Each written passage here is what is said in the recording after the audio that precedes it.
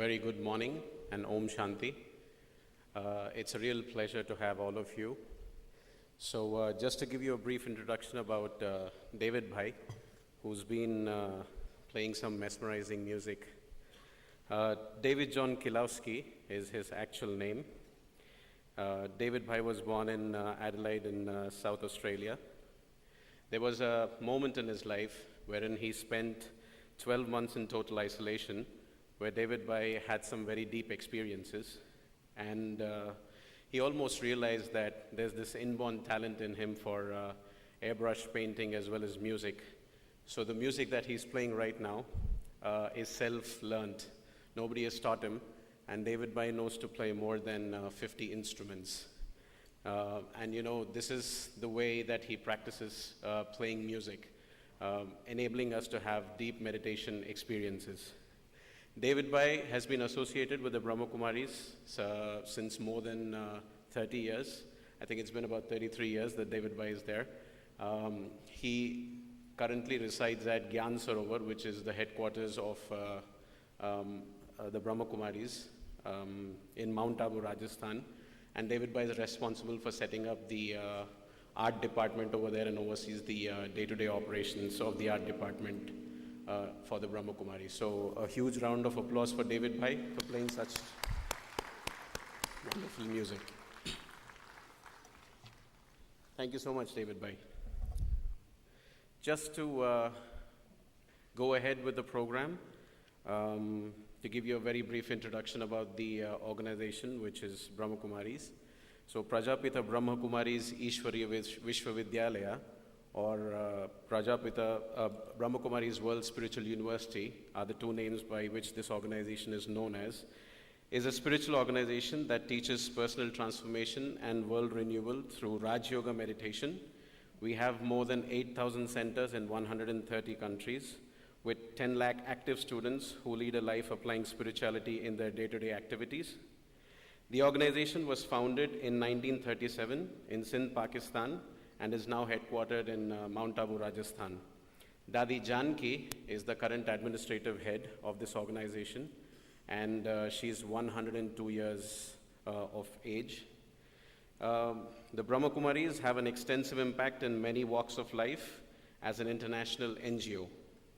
The organization offers its services through 19 different wings, just to name a few: the security wing, the business and industry wing, the education wing, the rural wing, the politician wing, the IT wing, etc., etc. Spirituality in IT, which is SIT, is the brainchild of the information technology wing of the Brahma Kumaris. This is the 6th anniversary of SIT.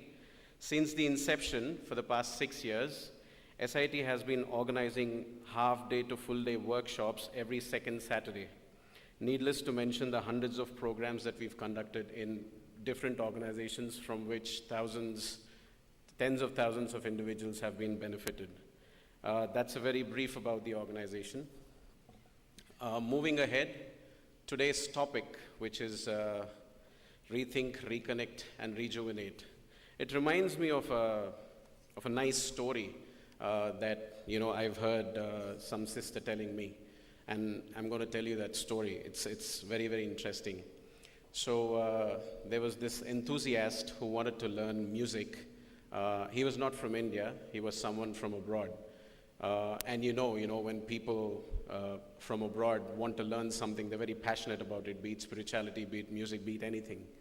I've seen foreigners chanting Vedic mantras better than Indians. I mean, that's the kind of dedication that they have. So was this one gentleman who wanted to learn music. So after a lot of research, in some remote part of India, he found his guru, who was a veteran at classical music.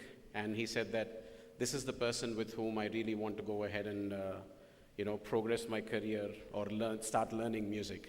So what happened is, as soon as he went and approached the guru first said, "I don't think you're fit to learn music." And then, this was basically to test his intention, of course. And then he was extremely persistent. He kept contacting the guru time and again. And then the guru finally said, "Okay, I'm going to teach you music." So it so happened that once he was inducted into the ashram. This was the old school, not the new, modern musical schools that you have.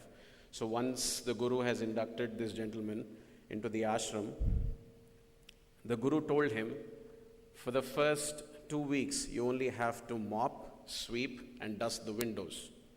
And he was wondering, what is wrong with the Guru? Why is he asking me to mop and dust and then, clean the windows? I'm here to learn music. Why is it that I'm not being taught music and, just asked to mop and clean? So he did that for 2 weeks, and then he went back to the Guru. You asked me to basically go ahead and mop and dust. I've done that for the past 2 weeks. What next? The Guru said, do that for the next 2 weeks, and then the next 2 weeks, and then the next 2 weeks. So 3 months have just passed away, just doing this. And then finally there came a day when the Guru and the Sishya was, face to face. And then the Guru asked the Sishya one question. He didn't say that, you have to continue this for 2 extra weeks. He said, let me ask you a question. When you came here, what was your intention behind coming here? He said, to learn music. So when I asked you to mop and sweep and clean and dust the windows, etc., what thoughts were going in your mind? He said, I thought you were a fool. I came here to basically learn music, and then you're asking me to mop and dust. I didn't find any kind of correlation between my purpose and your, purpose. And then the Guru said, you failed miserably at the test. And the student was absolutely awestruck. He said, why did I fail? He said, what were the thoughts that were going on in your mind when I asked you to clean? He said, there were a lot of waste thoughts that were going. Why is it that you're asking me to do it? There's so many people who can do it. I'm here to learn music, blah, blah, blah, etc., etc. And so the Guru said, if you're here to learn music, if I teach you music, you will learn music. If I give you a certain task, you are going to go ahead and fulfill that task, not think anything waste. So rethink, reconnect, and rejuvenate.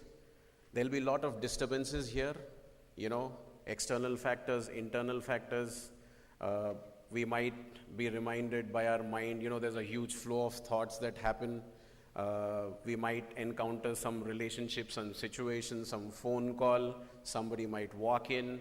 There could be a whole lot of instances wherein, there are going to be a lot of disturbances. But we're going to rethink as to the purpose that we are here. We're going to reconnect with ourselves, which unfortunately we've lost touch with, and then we feel rejuvenated at the end of this session. So moving ahead, just to introduce the speaker, Yogesh Bhai. His full name is Yogesh Sharda. Yogesh Bhai was born in Malawi, Africa, with an Indian background and brought up in London and Oxford, England. Yogesh Bhai has been a personal development trainer and a workshop facilitator for over 20 years, presenting many hundreds of seminars, workshop and courses for businesses, hospitals, universities, youth organizations, local community groups, etc., throughout Europe, UK, Middle East, Southeast Asia, Australasia, USA, Central and South America, and India. Over the last 18 years, he has been in and around Turkey, making presentations on various topics in numerous organizations. If I were to go on mentioning the number of organizations and the topics that, he has conducted his lectures or speeches in, it would just be a waste of time because it's a very, very big list. His training comes from the Academy for a Better World in Mount Abu, India, and the Global Retreat Center in Oxford, England. Both are run by the Brahma Kumaris World Spiritual University. So I welcome Yogesh Bhai to start the session. Rethink, reconnect, and rejuvenate. Thank you.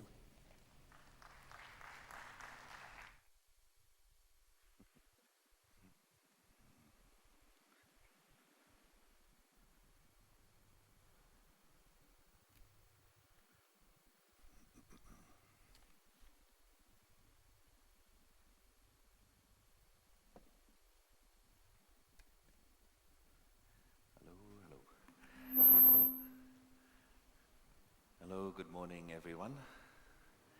Can you hear me? Okay. So let me also add my welcome and a big thanks to Rishi for such a warm and generous introduction. Let me also add that I've been in this study and practice of Raja Yoga, meditation, self-awareness with this organization, the Brahma Kumaris, since I was around 8 or 9 years old. So for me it's been a lifelong journey in living the external life of study and travel and working and so on. But also there is the internal journey of taking care of your mind, understanding how thoughts work, understanding our emotions. And I feel that each person does have these 2 dimensions to life, but for the most part, generally we give more attention to the outer life and less to the inner life. And it's due to this that we have this imbalance in the world, whereas we can have tremendous breakthroughs in travel, in healthcare, in communication. We can sit here and communicate with somebody the other side of the world, but yet the inside part is not given proper attention, that we find it difficult to perhaps get along with other people. We find it difficult to make peace with our neighbor. So something seems to be wrong in the equation of human life. And it asks us the question that what is really progress? What does it mean that the human race is advancing and moving forward? And in my understanding, it's this part which needs to be given attention, the inner life, the inner world, understanding our own consciousness and our thoughts, and how that plays a part and an impact in our daily life experience. When I was growing up, as a child I was in Africa, and then later we moved to London.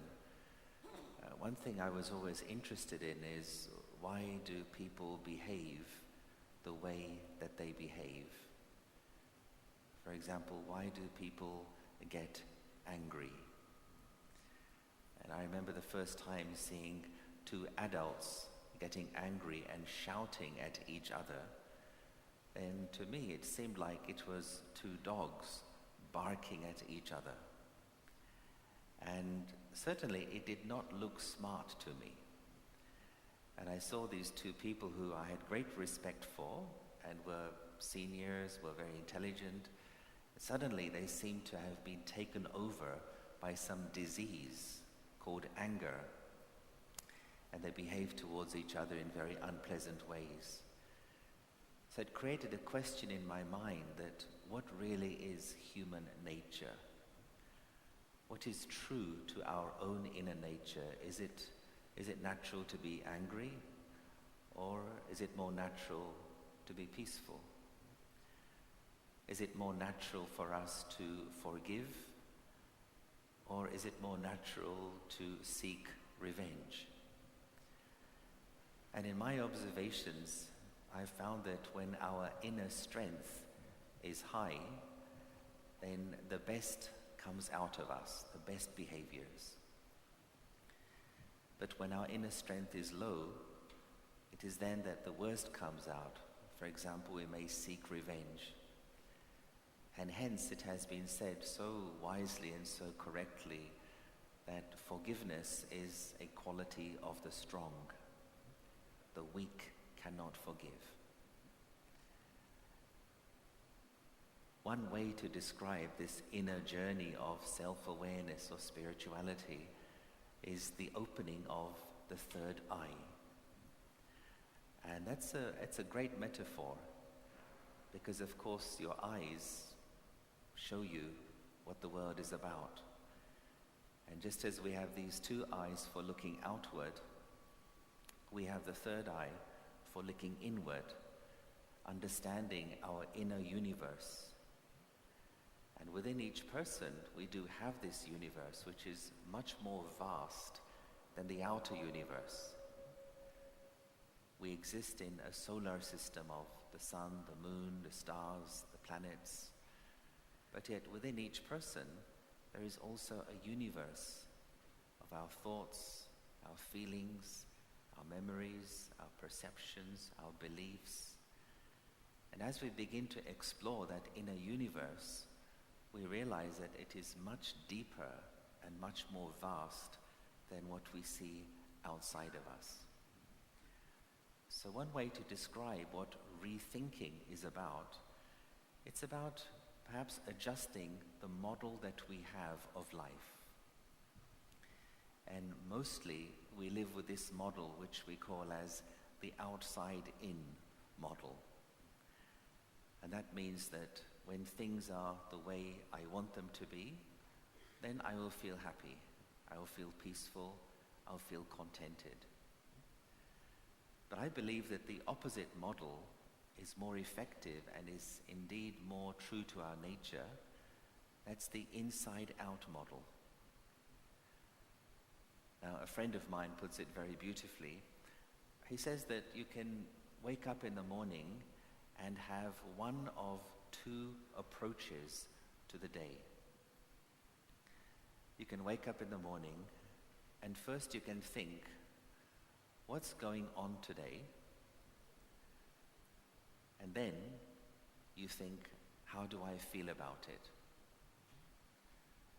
Or you can turn it the other way around. You wake up in the morning and first you decide how I want to feel, and then you think, what's going on today? Right? And so the question is, the way I feel, is it my choice? Is it in my own hands? Or is it the result of situations, circumstances, and people?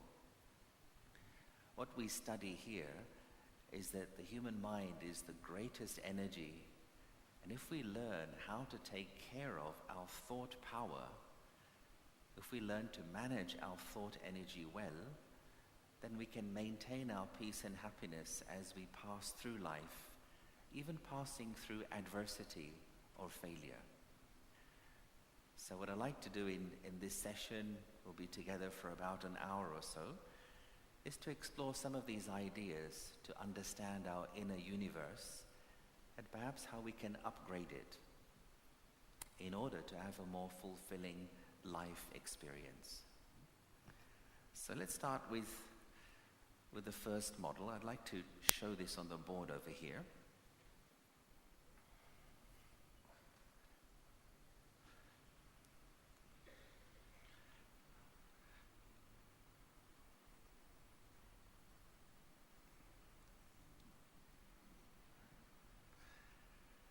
So I think you can all see that. And the question that I would ask is, what do you see? Now, of course, I won't be able to hear your responses, but you may just share with somebody sitting next to you. What do you see? Now, some people say, well, I see a thumbprint. Some people say, I see the universe. Some say, I see a spiral. Some people say, I see the shell of a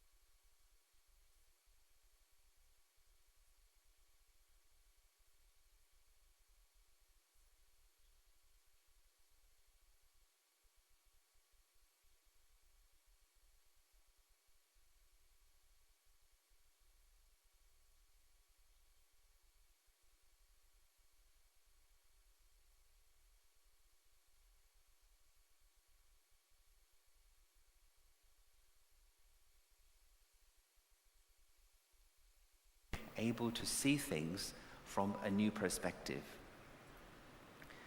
And this then leads us to the second model, which really shows us that what is going on within our own thinking, which influences our emotions.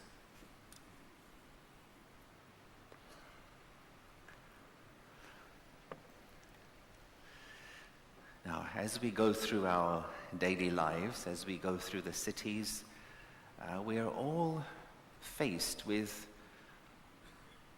what we may describe as events. Okay, can you see that? Yeah, events. And so what are events? Events are just things happening around you. Sometimes it's a sunny day, sometimes it's a rainy day. These are just events. Sometimes your team wins, sometimes your team loses in events. Sometimes people are nice to you, sometimes people may be a bit nasty. These are just events. And so we cannot do so much about the events which happen around us. But here is what we do. Connected to these events,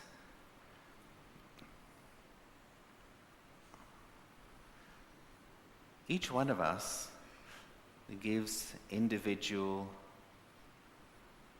meaning. The event is outside of me, but the meaning I am giving with my own mind. The event happens, the meaning I give to it. So there could be some event which happens right here in front of all of us, but each person could give it different and individual meaning. I could give it the meaning of, this is something terrible which happened. Somebody else could find the same thing very amusing. A third person may find it embarrassing. A fourth person may find it uninteresting. So the event is the same, but the meaning each one gives individually from their own mind and according to their own thinking. Now, why this is important is because the meaning that you give to events, this is influencing, determining, this is creating the way you feel.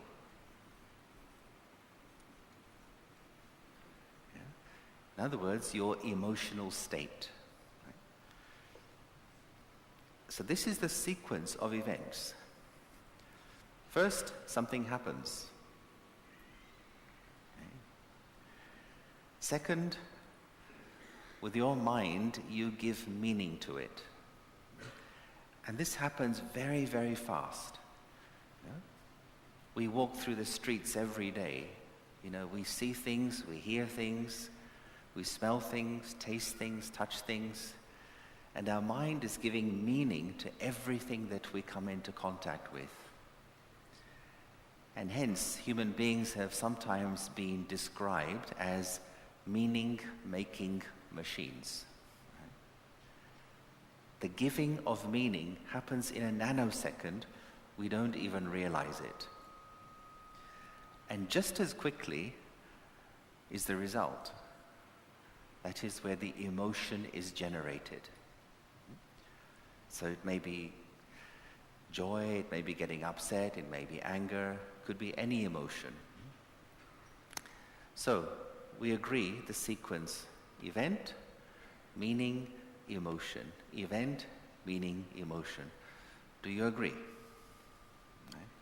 I take silence as agreement. So although in theory we may agree, but in real life, in practical life, we don't live like this. In practical life, we live under an illusion. And the illusion is we think event directly is the cause of our emotions. And that's the belief that we carry with us. For example, how many times have you said, that person, he makes me very angry. Or, you make me very worried. Or, I am very upset because of such and such a thing which happened. Have you said that? Now, is it true? Is it true that you feel angry because of the behavior of some person? Is it true that you may be worried because of a situation? Is it true that you may be upset as a result of so-and-so? Actually, it's not true. The way you feel, for example, your anger, is not because of the way somebody spoke to you, but your anger is because of the meaning you are giving to the way somebody spoke. It is that meaning that you give to the event which is creating your emotions. Even the emotion of worry, fear, it is not because of an event or a person, it's because of the meaning your mind is giving to the event and person. Now, this is both good news and bad news for us.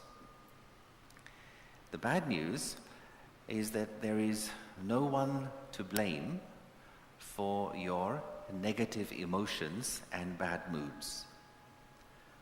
So, sorry about that. But the good news is exactly the same. Your state of mind, your mood, your emotions are entirely in your hands if you choose to be like that. You no longer need to be a victim, an emotional victim of situations, people, and circumstances. If you choose to own and to upgrade the meaning that you are giving to the events. The message here, which I believe is really one of the main principles of enlightened living or living with spirituality, is do not try to control the events with your mind, but rather own and take care of the meaning that you give to the events. Now, why this is a challenge is because we live in a world where there is something called the culture of blame. We only have to open the television news or read the newspapers to see that there is a huge amount of finger pointing in the world. It's because of them, because of her. Maybe in our offices too, perhaps in our homes. Everybody's blaming somebody else for their situation. But when we blame others, then we disempower ourselves from being able to grow, to evolve, to mature as a person. An important step in spiritual living is this realization that I cannot control people, situations, and events, but I can control the way I choose to relate to them. My peace of mind and my happiness is my personal property, and this is non-negotiable. If we make that kind of contract with ourselves, if we rethink our mindset towards life, we realize that in fact, this opportunity has already and always been with us. But it's just that we have fallen into very limited ways of thinking, which has resulted in this culture of blame.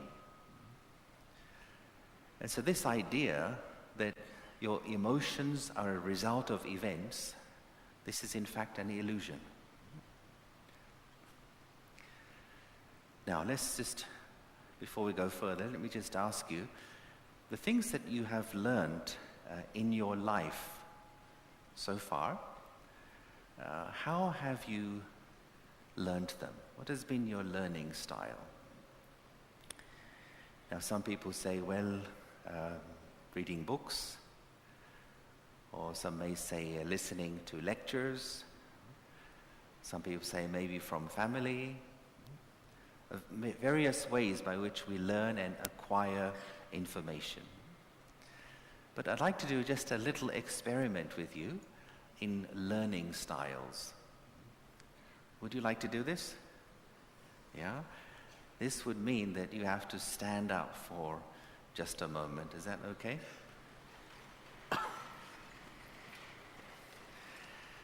This also helps those who are sleeping to wake up, of course. All right, so I'm just going to ask you to do as I say.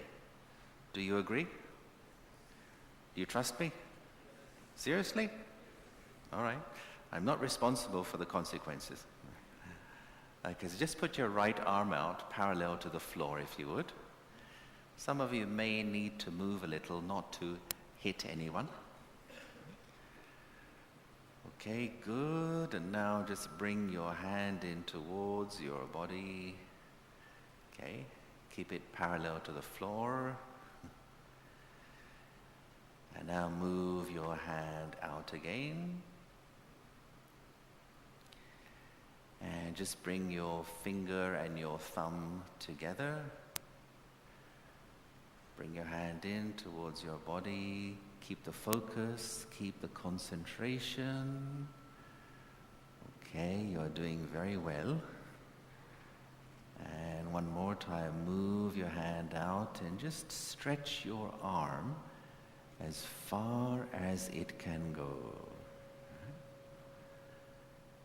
And one last time, bring your hand in towards your body. Bring it up to your face and gently, very gently, just touch your chin and freeze. Hold it right there. Do not move. Just keep it right there.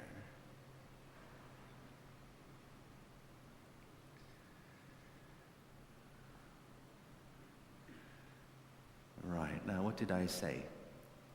Touch your chin. What are most of you doing? Chin is down here. This is called a cheek. Yeah. Some of you got it right. But most of you, why are you doing this? Because of me. Huh? So blame Yogesh, as usual. It's always Yogesh's fault, right? Okay, thank you. You can sit down. Okay.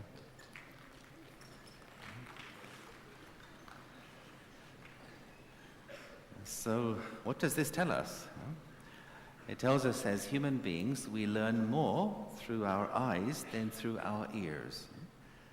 Most of what you have learned in your life, especially in terms of your emotional responses, you have learned by observing other people. And the main teachers in this regard, of course, have been parents, maybe some older brother, sister, perhaps a friend, a teacher. And when we are children, what happens is we don't analyze too much. We simply observe, we absorb, and we mimic, we copy. Now, of course, we have learned many good things, but as well as that, we have learned some self-limiting habits. By the time we repeat those actions again and again, and we become adults, they have become deep-rooted patterns. Those deep-rooted patterns, then they become like a railway upon which our thoughts and attitudes and behaviors run. Now, of course, it's possible to upgrade. It's possible to grow out of those limited patterns. And this is really, for me, what personal evolution is about, or what rethinking is about. Let's have a look at how we can upgrade our thinking with regard to improving the meaning that we are giving to events. Because the whole emphasis here is on giving better meaning to events. The question arises, what is meaning comprised of? What makes up meaning? What are the ingredients of meaning? What is the meaning of meaning? Now, there are three things that go to make up meaning. And let's explore just one of them for now. And that is something called perspective, which is really to do with the position from which you are seeing something. So what would happen if we raised our perspective of life and events? Let's have a look at the model of perspective to help us to understand this.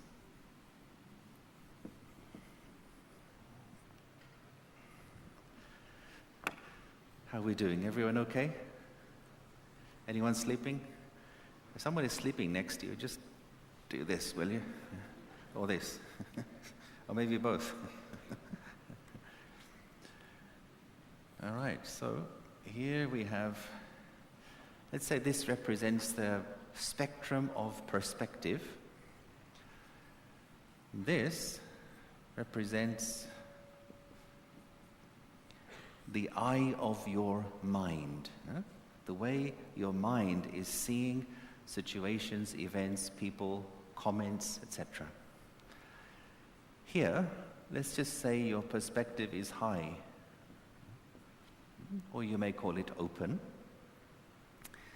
Down here, your perspective is low. So all of us find ourselves in situations sometimes which, we don't like, or something which is new to us, or something which may be very different to what we are used to. So let's say that there is a situation and your perspective is low. You see that situation as a problem. When perspective is low, here's a situation and I think, this is a problem for me. I have a problem. Could be a situation, could be a person. So when you see someone or something as a problem, what kind of emotions may that produce in you? You may have some worry, you may have some fear, right? Or it may make you worried, it may make you upset, perhaps there is some stress. And if you go around with problem consciousness, then that's the energy you're giving to the situation. I see this as a problem. But if you raised your perspective and you say, this is not a problem, I choose not to see this as a problem, I choose to see this as an obstacle. You can't choose the situation, but you can choose how you wish to see the situation. Right? So problem, something is in my way. What can I do? I cannot go further. I have to stop here. Could be to do with your finances, could be to do with health, could be relationships, could be something at work. But if you change your vision, you begin to think differently, and you say, I choose to see this as an obstacle, your focus is not on the situation, your focus is on you. How can I get over this? How can I go around this? How can I find a way through this? Now, what we need in order to get over obstacles, well, think of how in school and also in sports training or in army training, people have obstacle courses. You run over something, maybe you swing over something, you crawl over something. And all of these also, they develop various muscle groups within the body. In the same way, for the person who is spiritually aware, sometimes life produces an obstacle course. And what we need in order to get through these obstacles, which is the greatest of all studies, And something we should focus on very consciously is to improve and develop virtue within ourselves. Virtues I would describe as the muscles of the soul, our spiritual muscles. For example, in some situation, you require patience. Another situation, you require courage. With some individual, you need tolerance. In another situation, you have to practice forgiveness. If you focus on developing greater virtue within yourself, notice how you can easily pass through difficult situations. Now, do you have at least one difficult person in your life?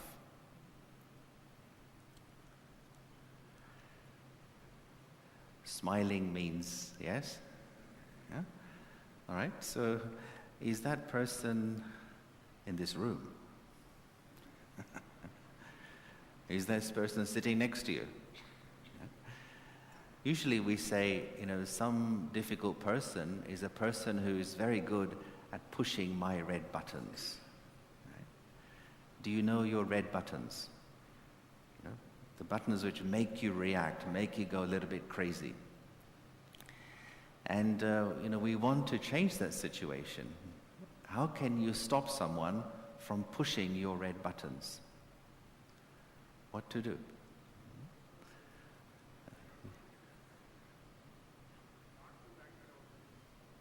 Okay.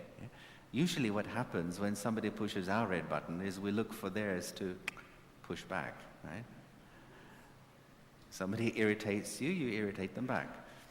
But it seems to be that there's one person in the world who is like a world expert at pushing your red buttons. It's almost like they have a PhD in irritating you. And they have been strategically placed in your life just to make things difficult for you. Now, of course, when we are reacting to people, then that's what we call as, let's say, unenlightened living. But enlightened living, or what we call as spiritual living, is the awareness that, okay, I find this person difficult, or this person's personality is opposite to mine, but the way I feel is my choice and my responsibility. So the real solution here is I learn to develop greater self-control. I learn to deactivate my buttons. That's the work that we have to do, rather than trying to change the other person. Now, if you go into a lift and you push the buttons, nothing happens, what do? You come out, you take the stairs. In much the same way, if I develop a very natural self-control, when people push next time, when they make those comments, for example, there'll be no reaction. And this sends a non-verbal message to the other person that you can no longer upset me. You can no longer control me. Non-verbal message. And one of the principles of spiritual living is never ask to be respected, but instead increase your self-respect. The more you increase your self-respect, the more naturally respect will come to you. This is a principle. The quality of your relationship with yourself impacts the way other people relate to you. And so if we apply this thinking in our life, in our relationships, notice how the world around you begins to adjust to your new relationship with your own self. Okay, as we continue to upgrade, the problem becomes an obstacle. Now, as my perspective rises, the obstacle now I see as an opportunity. Now here is an opportunity for me to apply what I am learning. Okay? So instead of seeing it as a problem, opportunity to practice. And as your perspective continues to rise even higher, the same thing, the same situation, now I see as a test. Now, do you like tests? Hands up those who like tests. You do? Oh, quite a few. So maybe we can arrange some for you at lunchtime. How's that? Yeah? Well, when we're at school, we may not like tests, but tests actually are there not to punish us, but for me to know what I really know and what I need to pay attention to. We take our body for a test, don't we? A health checkup. You may take your car for a test to make sure everything's working properly. In the same way, for somebody who is spiritually aware, when challenges come up, it's just a test for me. I may think I am very humble. How do I know until a situation tests me? I may think I'm a very tolerant person. How do I really know until I face something or someone who's difficult? I may think I'm very honest, but how do I know until my honesty is tested in practical life? So our thinking changes, and we see the situation as a test. Hence, we're not fighting the person or the situation, but we're asking ourselves, what is this calling upon me to do? And then we have the final stage. Now, what do you think is the final stage? What does the problem change into? Again, of course, I can't hear you. Some may say solution. Yeah. The word I like to use is this changes into a gift. Right? The same thing which previously I considered to be a problem, now I see, you know what? It was a gift for me. Right? Which means perhaps I learned so much. You know? Or the situation opened my eyes to seeing things in a new way. Yes, it was stretching, it stretched me, it pushed me, but if this didn't happen, I wouldn't have become the person I am today. Now, some gifts come to you very beautifully wrapped. Very nice gold paper, perhaps a red ribbon, very attractive. But you open it, and inside, not so useful. Other gifts come to you badly wrapped, tatty, unattractive, maybe even foul-smelling. But hold on just a moment. Open the gift and see what's inside. Maybe there's a real diamond for you. So let us not be influenced by the packaging that life sometimes gives us, but let us have the patience and the positive attitude, the positive approach to identify what is the gift for me in this situation. And if we have this kind of rethinking, if we upgrade our thinking, we will continually be learning at every moment through life, learning, growing, evolving, maturing. Now, does all that make sense to you so far? Yeah. My hope is you have something in your pockets which you'll take away with you today and you can really apply straight away in your life. So let's do this. Before we go further to the next points, let's have a reflective moment, which is like a kind of introduction also to what meditation is all about. So I'll ask you, if I may, just to sit with your backs straight and have your feet flat on the floor.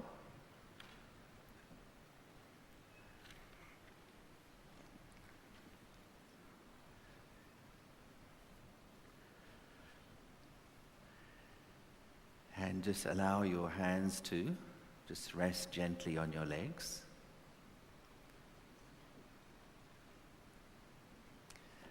Now, some people like to close their eyes in this exercise. Some prefer them open. Two things. One, if you close your eyes, you need to be attentive because it's easy to drift off to sleep. If you have your eyes open, you need something to focus upon so your eyes are not wandering around. So this simple exercise is called the quiet room.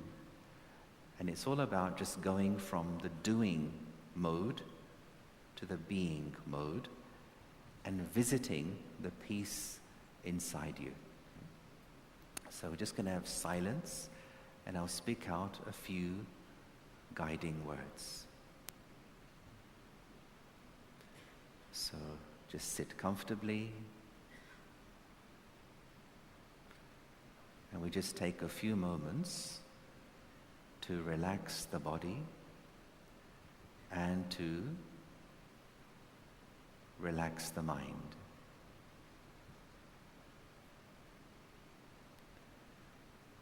For a few moments, I choose to leave the outside world outside and just to be with my own self. I know in daily life I play many roles, some to do with work, some with family. But for these few moments, I want to step back from all of that.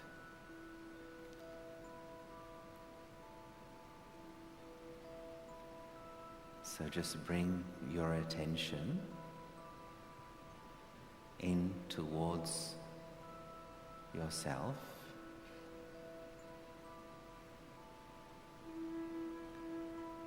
Bring your attention up towards your face.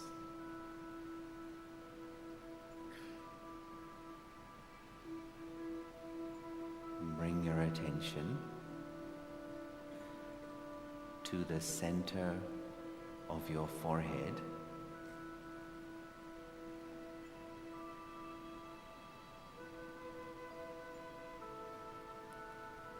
And here, at the center of your forehead, picture a small room.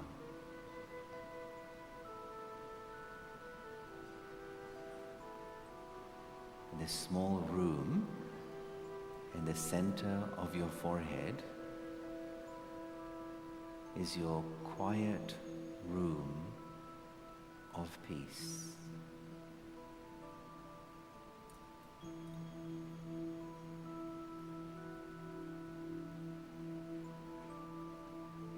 This is your private and personal space.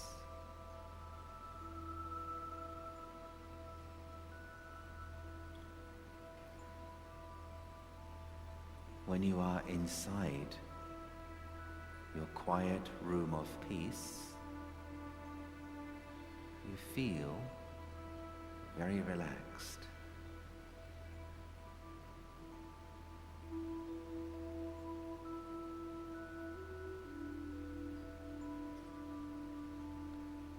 This is the place where you can be yourself.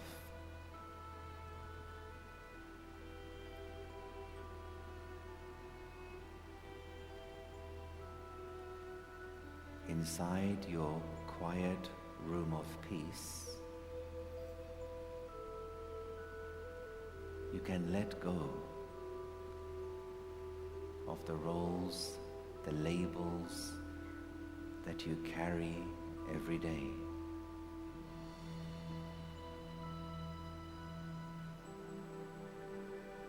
You can drop the masks you wear in your daily life.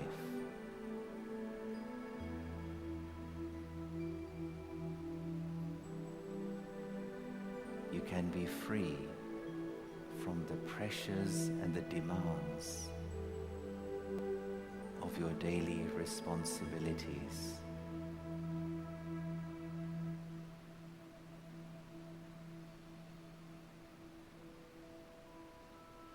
Inside your quiet room of peace, you can just be yourself.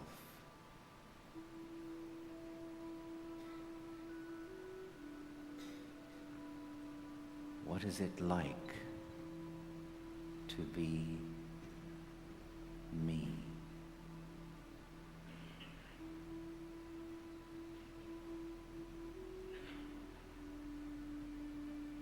Feel the silence, the tranquility of your quiet room.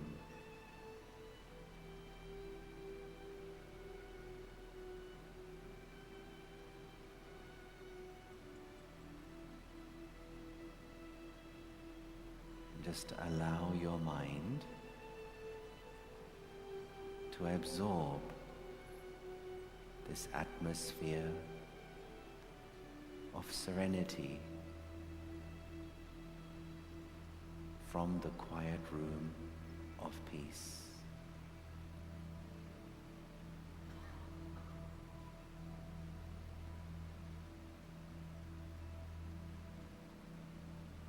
And as you do so, the thoughts begin to slow down.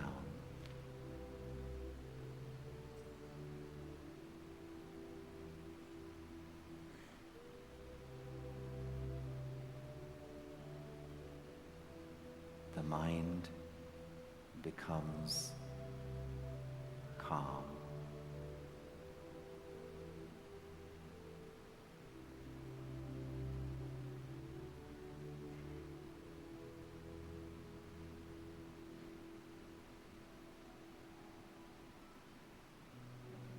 Just be with this feeling of peace in your mind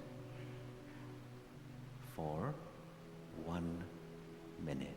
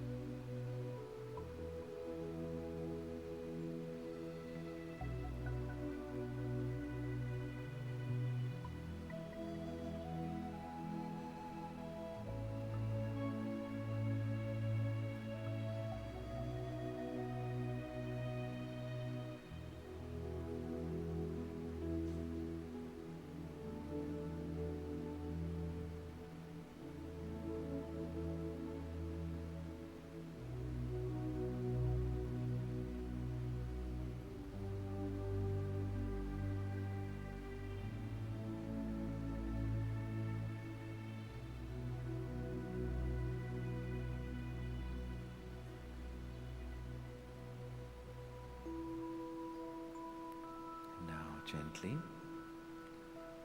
I return to the awareness of this room here.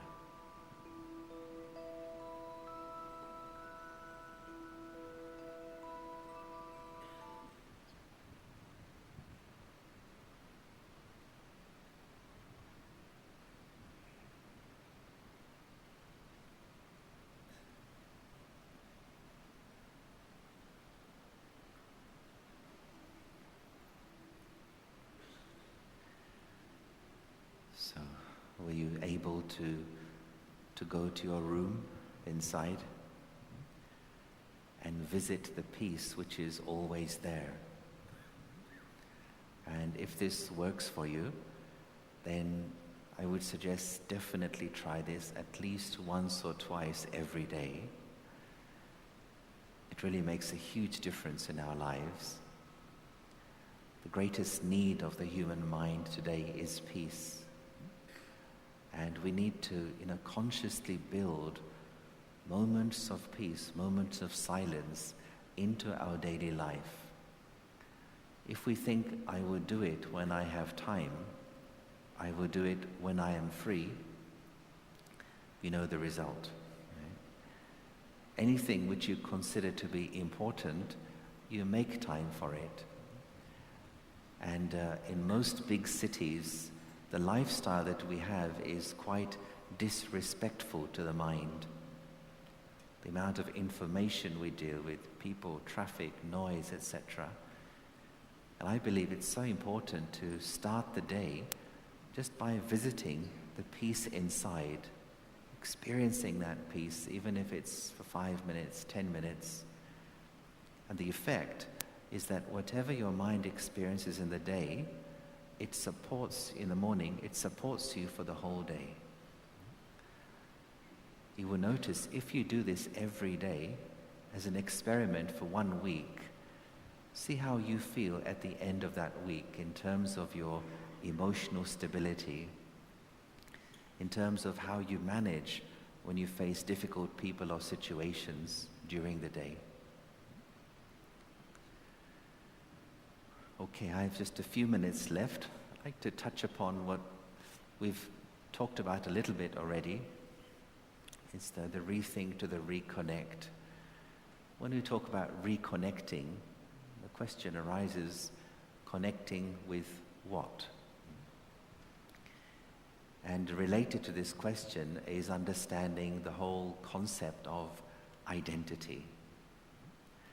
So let me just ask here, how many people here were born in Hyderabad? Could you just raise your hands? Okay, so that's some, not all. I know this is mostly for people in IT sector. How many here are in the IT sector? Do you raise your hands? Okay, again, not everyone. How many people here have a sister?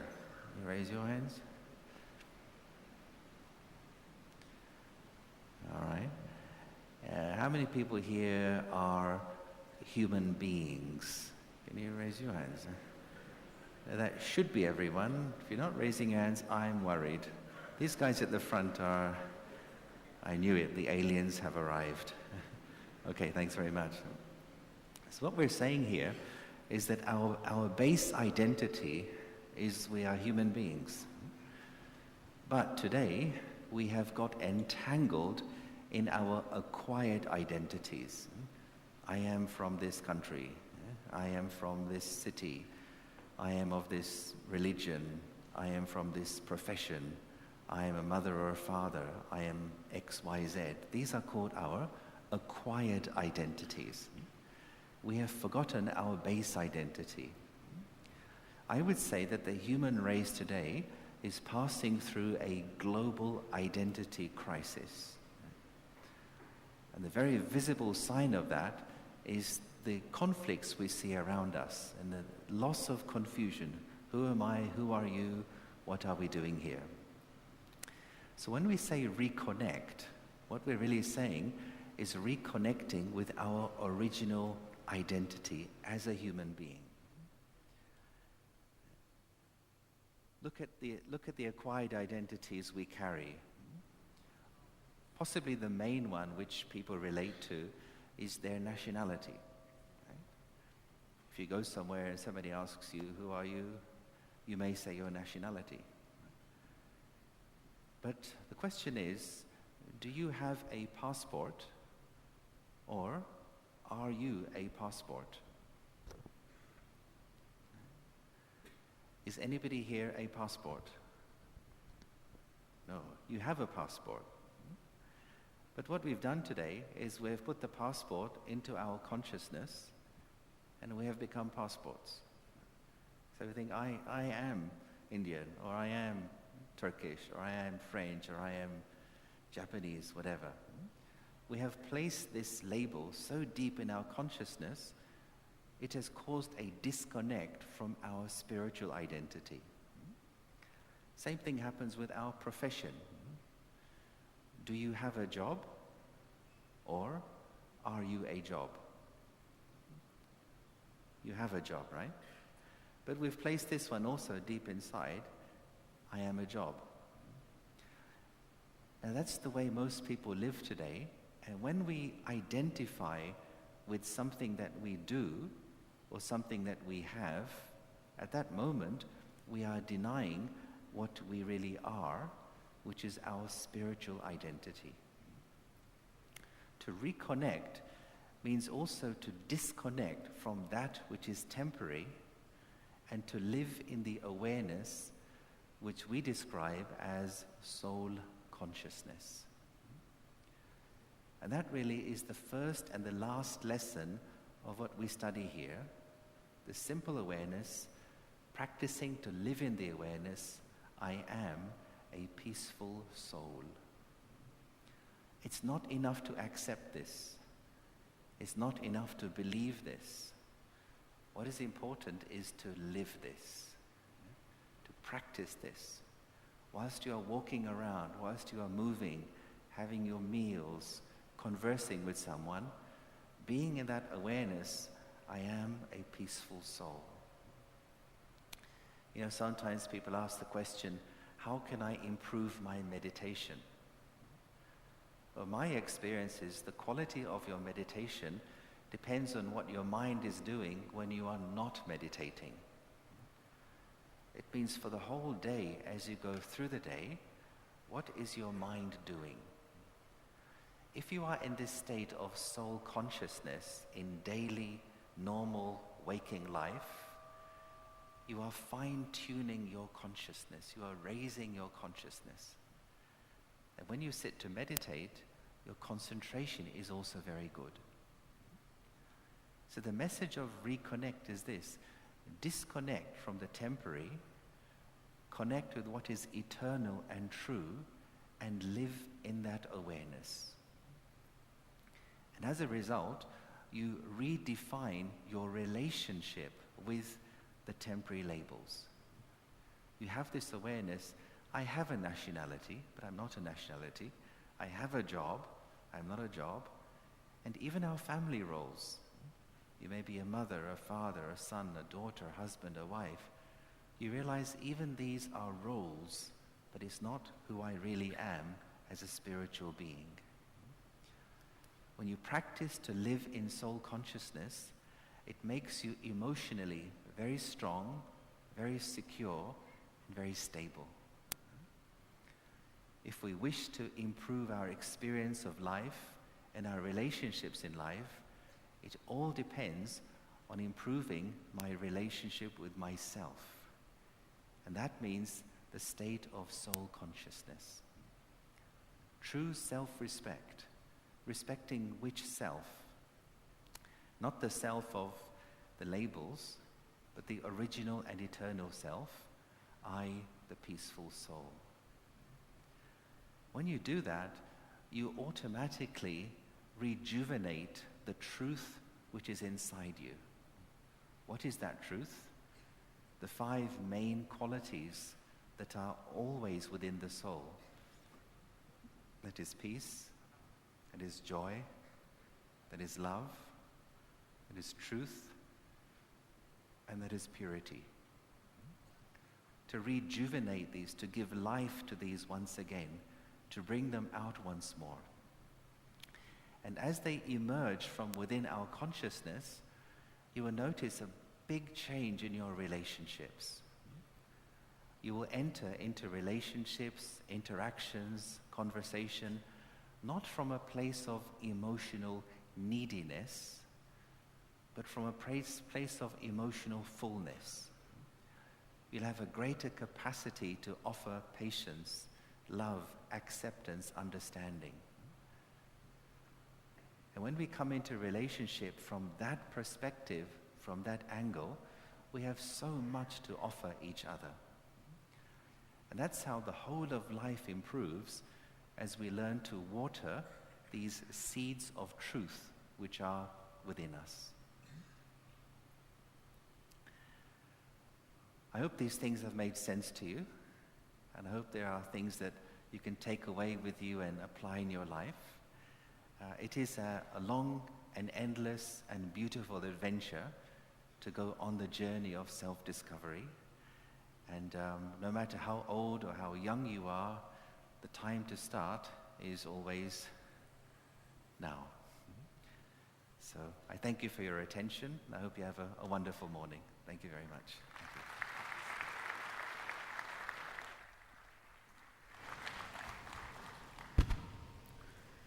Thank you so much, Yogesh Bhai, for those rather very intriguing thoughts that enable us to, get into the journey of self-realization and how to rethink, reconnect, and then rejuvenate. Can we have another very big round of applause? Because backstage, we could really experience the peace in the hall when Yogesh Bhai was given the commentary, and then we were all meditating. So thank you so much for that experience as well.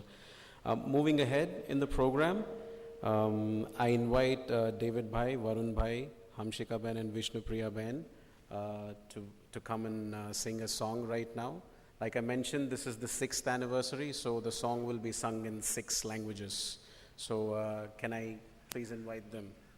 All of them are active members of the Spirituality in IT. Rahul Bhai works, and then he also contributes a lot of time. Hamshika Ben works too. David Bhai, like I said, is at ShantiSarovar rendering his services, and then Vishnu Priya Ben offers his services at ShantiSarovar.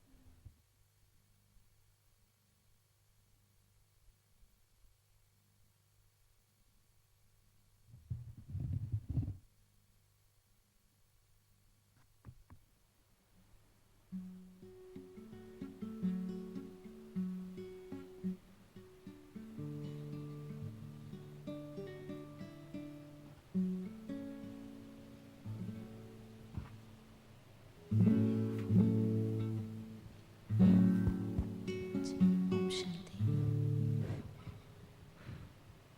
Hello.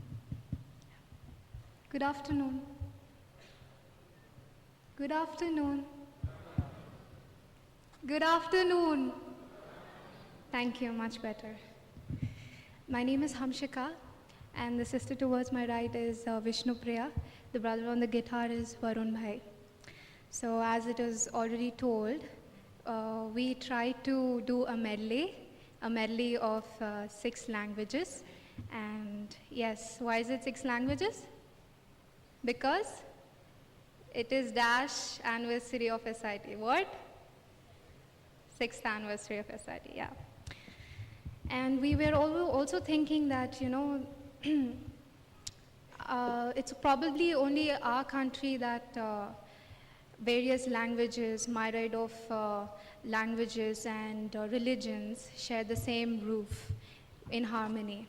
So dedicating the song to the beauty of our country, here we go.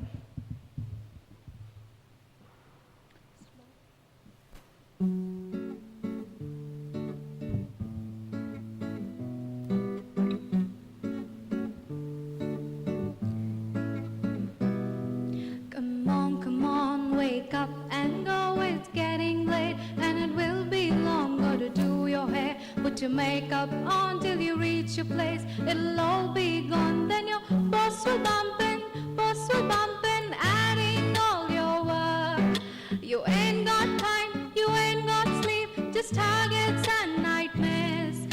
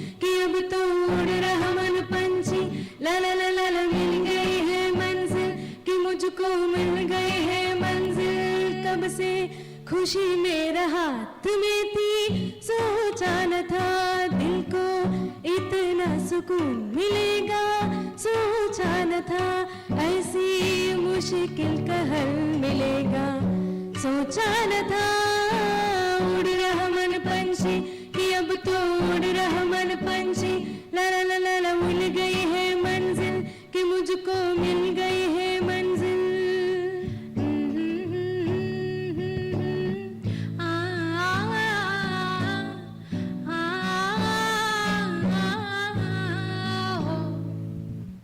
IT రంగం సాధించనులే ఎన్నో విజయ లక్ష్యాలే ఇకపైన శిఖరం మనదేలే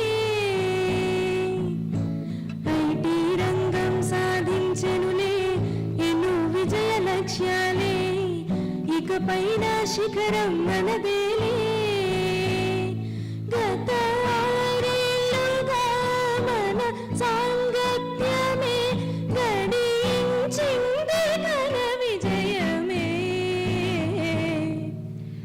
IT రంగం సాధించెనులే ఎన్నో విజయ లక్ష్యాలే ఇకపైన శిఖరం మనదేలే விழாவை சிறப்பிக்க வந்திருக்கும் அனைவருக்கும் எங்களது திலிருந்தோ கணிந்த வாழ்த்துக்கள் இந்த சிறப்பு நன்னாளை உங்களுடன் கொண்டாட பெரும் மகிழ்ச்சி ஆஹாஹ தருகின்றது असाते खुशी नो पालया ए गल सुन चांदी तो विखरे मैं किन्न कुछ पालया ए गल तोड़ी सोच तो परे असाते आनंद पालया खुशी नाल भरपूर ने मैं किन्न कुछ पालया ए गल तोड़ी सोच तो परे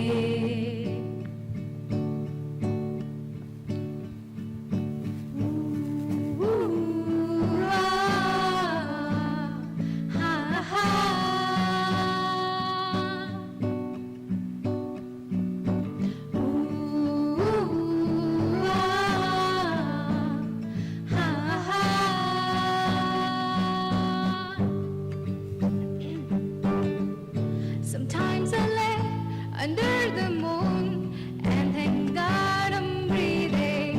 Oh, then I pray, don't take me soon, 'cause I am here for a reason. Sometimes in my tears I drown, but I never let it get me down.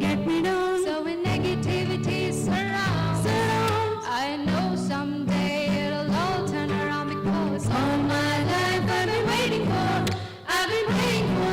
for the people to say that we don't want to fight no more. There will no more wars, and our children will play.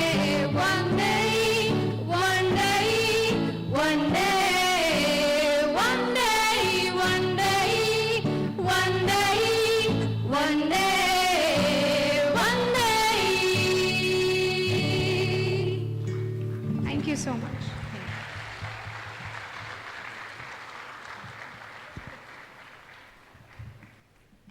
Thank you so much for that lovely song. Can we have another huge round of applause? That was a very brave attempt. Moving forward, I request David Bhai to please come onto the stage and then sing an English song for us. David Bhai, yes.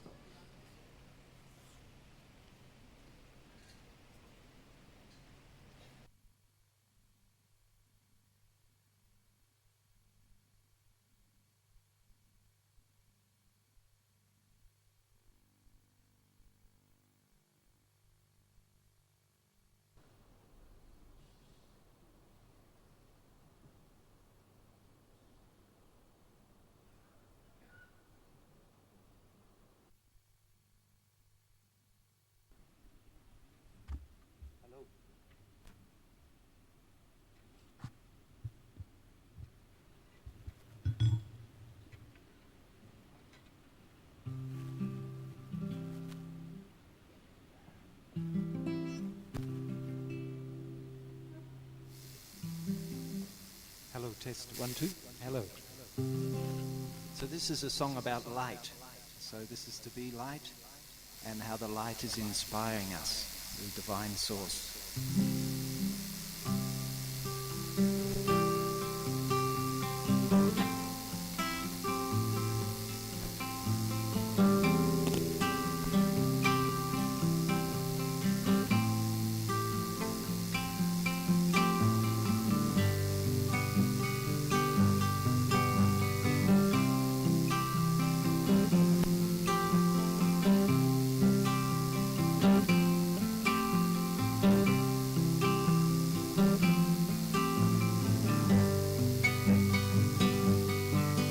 There's a light that shines on you there every day, my friends. It's guiding you through the stars back home. In the silence there that I would talk to you, you would show me what to do. There's a light that shines on you there every day. It's guiding you through the stars back home. In the moment that I can be with you, and you would show me everything that I had been.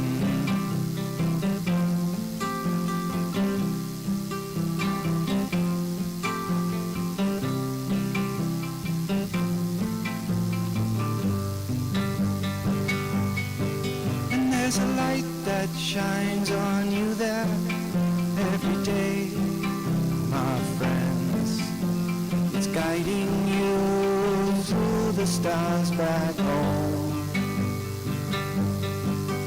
In the silence that I would talk to you, and everything you've given back to me, there again.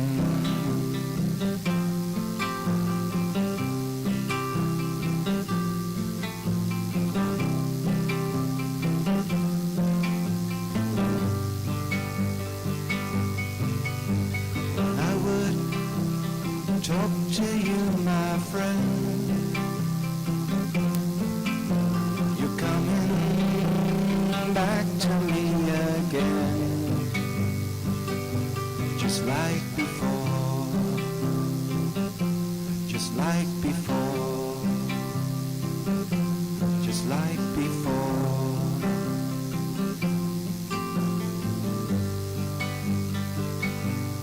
Om Shanti.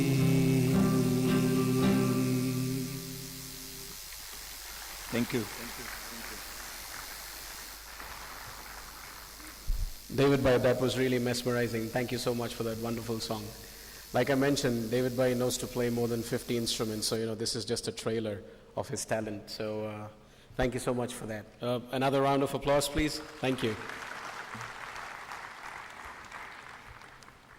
Moving ahead with the program, the celebrations of the 6th anniversary will start now.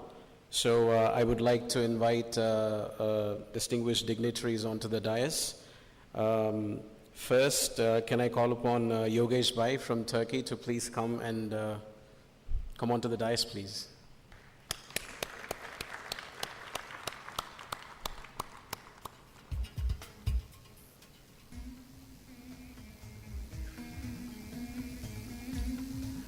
Next, can I call upon Kuldeep Didi to come onto the dais, please? Kuldeep Didi.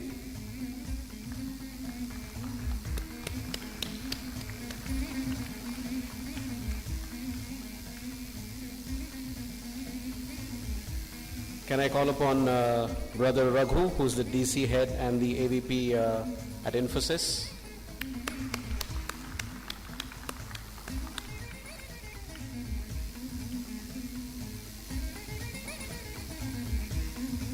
Can we have Brother Srinivas Rao, who's the COO of HICIA?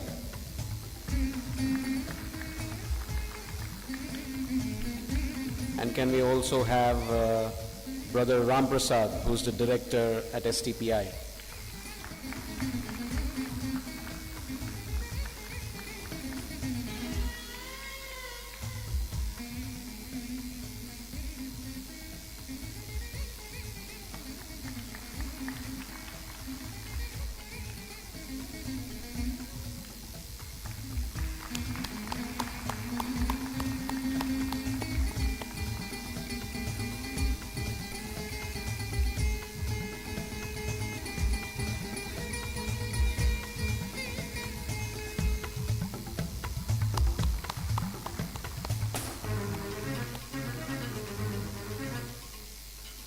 Can we also have Brother David to please come onto the dais, please?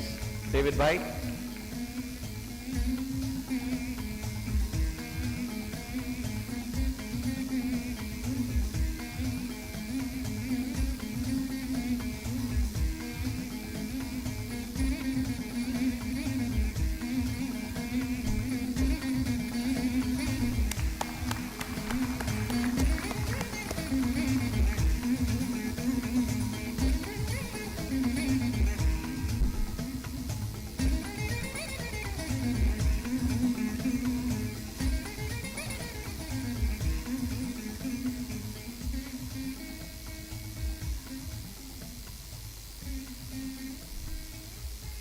It is customary for us to start any program or celebrations with 2 minutes of remembrance of the Supreme.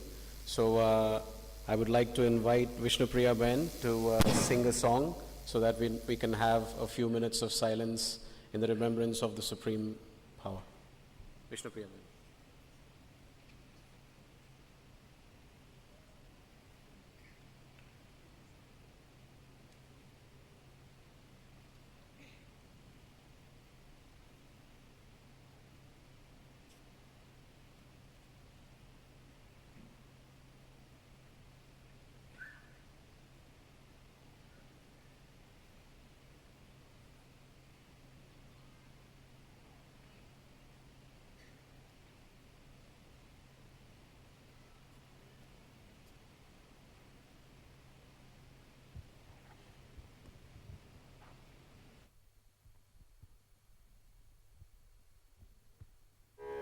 गांव में रहने वाले एक धर्म गुरु के पास भेजे।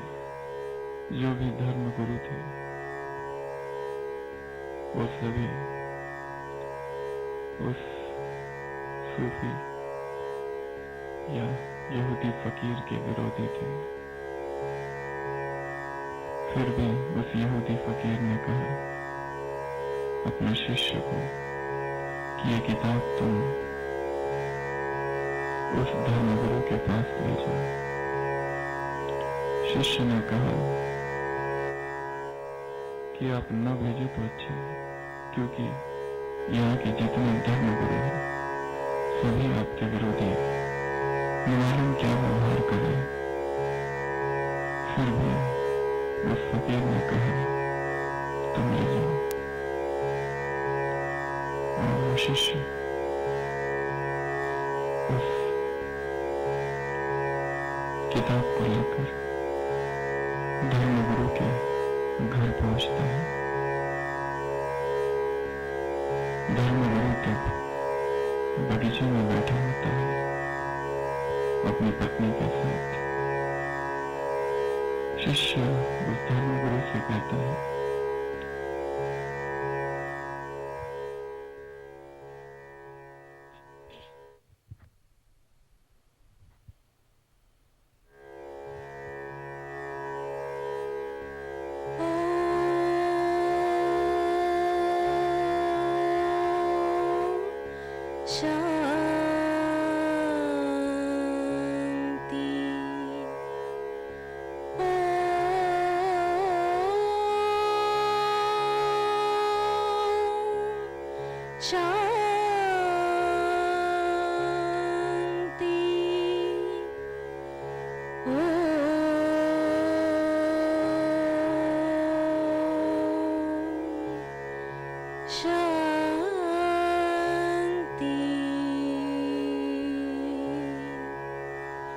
Om Shanti, Om Shanti, Om Shanti,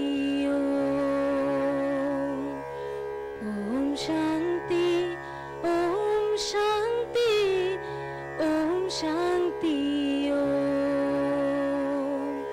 Om Shanti, I'm a peaceful soul. Om Shanti, I'm a peaceful soul. ये ध्वनि मंगल ध्वनि है. Om Shanti, this sound is your secret sound. Om Shanti, Om Shanti, I'm a peaceful soul. Om Shanti, I'm a peaceful soul. All sing out this sound, Om Shanti, throughout the earth and sky. Throughout the earth and sky. Om Shanti, Om Shanti, singing Om Shanti, no negativity in the fire of God's love. In the fire of God's love. Om Shanti, Om Shanti, Om Shanti की महिमा समझे दुनिया की हर को. The people everywhere, the sweet meaning of Om Shanti, Om Shanti, I'm a peaceful soul. Om Shanti, I'm a peaceful soul. Om Shanti, dispel the darkness of primordial ignorance. Realize you're a soul. Realize you're a soul. Om Shanti, Om Shanti, Om Shanti, Om Shanti, Om Shanti, Om Shanti, Om Shanti, Om Shanti, Om Shanti, I'm a peaceful soul. Om Shanti, I'm a peaceful soul.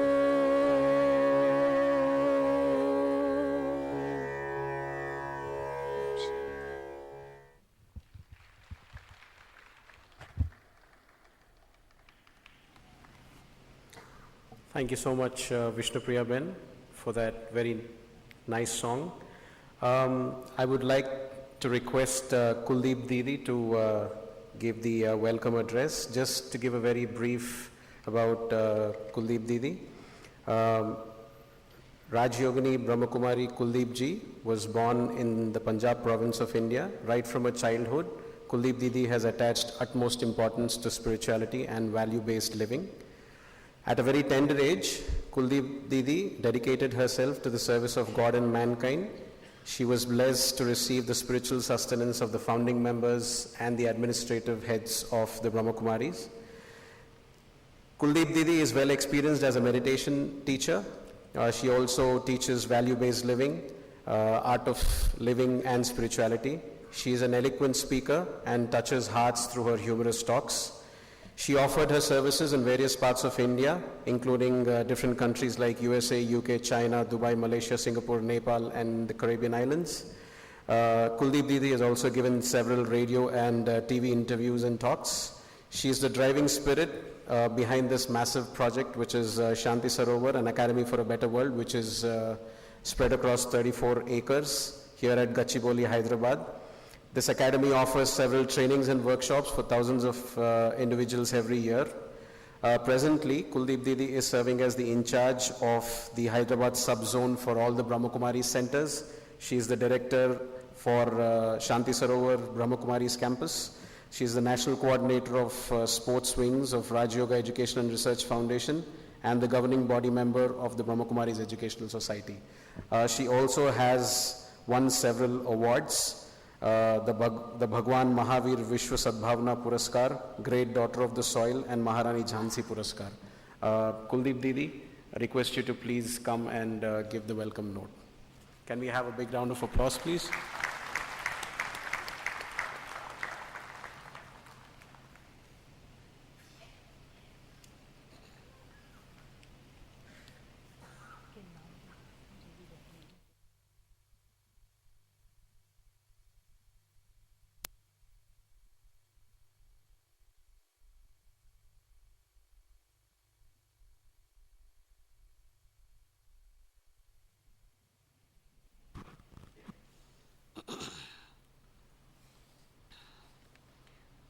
Om Shanti. आज की सभा में हम सर्वप्रथम अपने प्यारे परमपिता परमात्मा का स्वागत व अभिनंदन करते हैं, जिनकी शुभ प्रेरणा से आज हम हमारा 6 ईयर से spirituality in IT program IT professionals के लिए जो हो रहा है, आज 6th एनिवर्सरी की आप सभी को बहुत बहुत शुभकामनाएं। और हमें बहुत खुशी है कि इस कार्यक्रम में हमेशा हमारे साथ आईटी कंपनीज़ के जो मेन पर्सन्स हैं वो सहयोगी रहते हैं, और पिछले 6 वर्षों से गवर्नमेंट का भी हमें संपूर्ण सहयोग मिल रहा है। तो आज की सभा में हम हमारे बीच में भ्राता राम प्रसाद जी, डायरेक्टर STPI, उनका हम बहुत बहुत अभिनंदन करते हैं। अभिनंदन है, तालियां जोरदार बजाइए। भ्राता श्रीनिवास राव जी, CEO हाइसिया, आपका भी ब्रह्मा कुमारीज की ओर से बहुत बहुत अभिनंदन है। Brother Raghu DC head and AVP Infosys, आपका भी बहुत बहुत अभिनंदन है। और हम सब के बीच में हमारे प्रिय जो राजयोगी योगेश भाई विशेष 2 वर्षों से इस कार्यक्रम हेतु खास विदेश से यहाँ आते हैं, तो हम सब के लिए बहुत गौरव की बात है। उनके विशेष अनुभवों से आप सब भी अनुभव प्राप्त कर रहे हैं और भी उनसे सुनेंगे ही। तो विशेष टर्की से वो आप सबके लिए, आप सबको इस ईश्वरीय संदेश को देने के लिए कि किस प्रकार आईटी वाले भी अपने को इस दुनिया में सबसे क्या कहेंगे, सबसे ज़्यादा ऊंचाई पर जा सकते हैं और वो भी स्ट्रेस फ्री रह सकते हैं।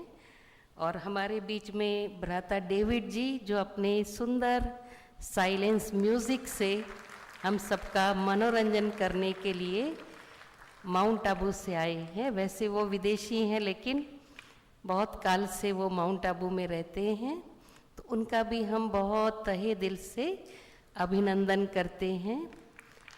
आप सभी भी जो इस सभा में पधारे हैं शांति सरोवर में, आप सबका भी बहुत बहुत अभिनंदन है। तो आज के इस कार्यक्रम में आप सब ने अपनी उपस्थिति दिखाकर ये साबित किया है कि आईटी प्रोफेशनल्स के लिए कितना आवश्यक है ये मेडिटेशन, क्योंकि अभी दुनिया में जितनी गति तीव्र हो रही है आईटी के कारण, सभी बातों में हमारी स्पीड तो बढ़ गई है, लेकिन साथ साथ हमारी टेंशन की स्पीड, स्ट्रेस लेवल भी बहुत फास्टली चल रहे हैं और हर कोई चाहता है कि हम टेंशन फ्री रहें। दुनिया में इंफॉर्मेशन की कमी नहीं है, क्योंकि आज छोटे बच्चों को भी पता है, इंटरनेट में, गूगल में जाओ, सब इंफॉर्मेशन मिलेगी A to Z। लेकिन परमात्मा हमें कहते हैं कि बच्चे, अगर मेडिटेशन से आप अपना इनर नेट खोल लेंगे आत्मा का, बहुत कुछ मिलेगा, जो चाहे वो उपलब्धि हो सकती है।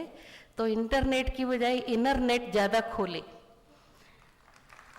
तो आत्मा को जब हम रियलाइज करके परमात्मा के साथ अपना मन जोड़ लेते हैं, हमें जो चाहिए, खुशी, शांति, प्रेम, आनंद, शक्ति, सबका स्रोत जो है वो परमात्मा है।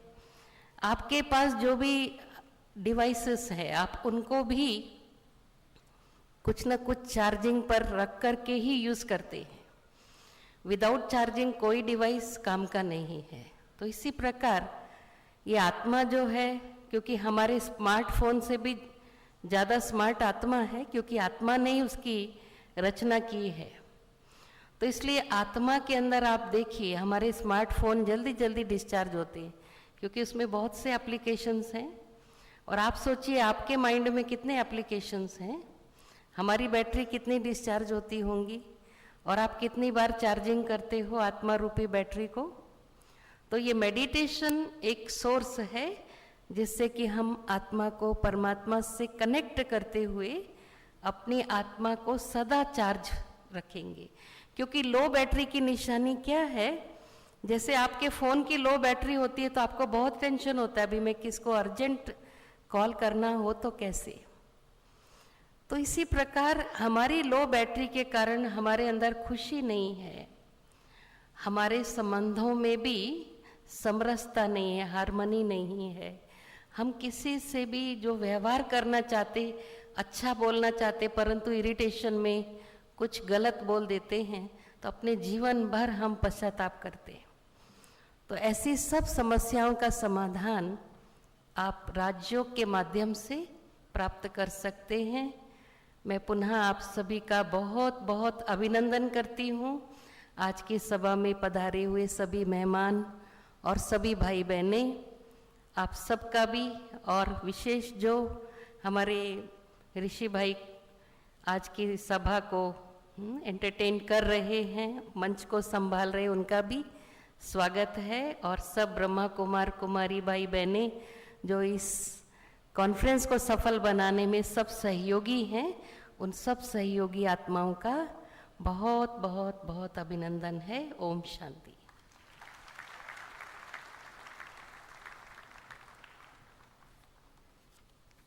दीदी बहुत बहुत धन्यवाद। Thank you very much for that very warm welcome. Moving ahead, I would like to invite Brijesh Bhai to share the report of another successful year of the SIT retreat. Just to give a very brief introduction about Brijesh Bhai. Brijesh Bhai was one of the few brothers and sisters who started spirituality in IT retreats at Hyderabad. In addition, he anchors the meditation and yoga activities at Infosys, where he serves as a senior member with the Education, Training and Assessment Unit.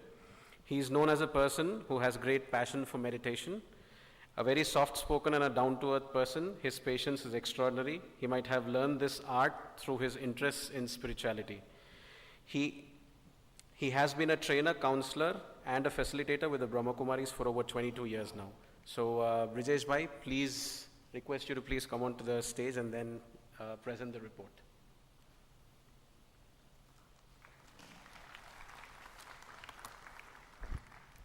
Thank you, Rishi Bhai.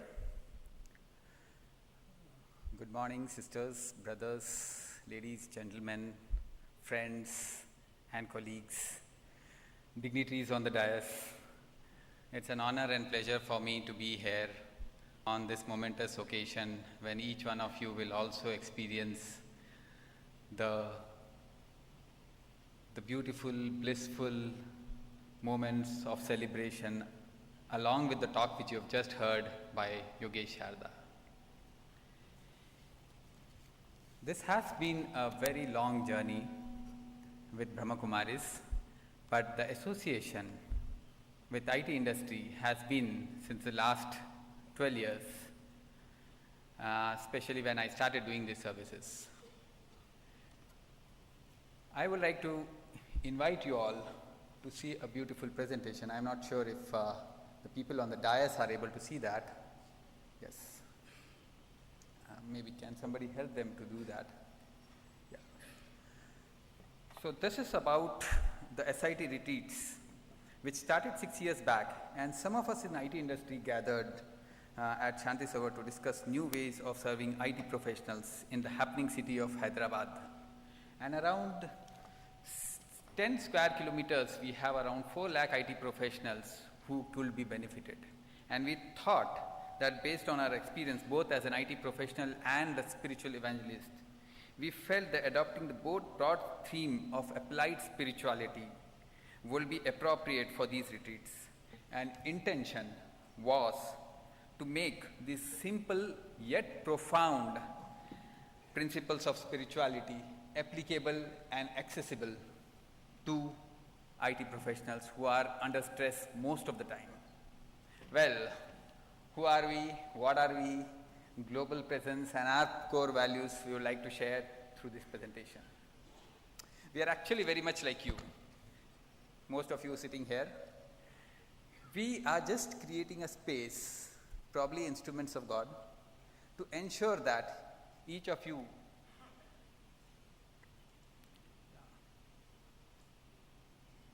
to close that, and this is the space that we are getting. We try to align our original values that are synced with that of the Supreme Source. We are spread in all metros. Now that SIT Retreats has become a global initiative also, and we've started doing spirit summits. We sowed the seed in 2010 at Hyderabad when a group of IT professionals, mostly from Infosys, who started coming for weekend lunch. It was street meet and lunch. And that's when we conceptualized this program and made it accessible for IT professionals in every second Saturday. And since May 2011, we have started this, and the last 3-4 years we've seen this growing in Bangalore, Chennai, Delhi, Pune, Mumbai, London. There are some other cities which I have not mentioned here. We've been having national conferences also, which most of you who are registered have been getting some invites. And in the process of expanding to other cities, we are looking forward to IT professionals like you all to, envisage this. And as I mentioned, the intention was to apply spirituality and translate these profound spiritual principles into useful techniques. And the tools that we use for most of these retreats are simple dialogues when it comes to the thought leaders, conversations, reflective inquiry, and most importantly, the point that we want to bring to your attention is the meditation practice that this school of thought brings on table. And here we are, 6th anniversary of IT retreats, and these are usually half-day retreat programs as you see this today, serving IT professionals and jointly conducted by the leaders in the organization, in the industry. We have HISIA, we have Government of Telangana, we have STPI and NASCOM collaborating and ensuring this is spread to different masses in Hyderabad.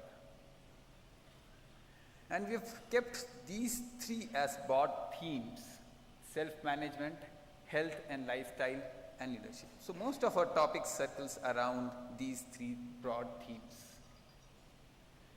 And some of these topics, which most of you will have attended and will have liked, and we would like to replicate this in our 7th year as well. And some of the most important ones that relates to mind and meditation are the ones mentioned here. This has been our growth story right from 2012, when we actually reached out to 1,250 participants. And today, as you sit here, we have 6,000 odd IT professionals, unique professionals who have been benefited out of these programs. I think this calls for a huge round of applause for all the volunteers who've been here.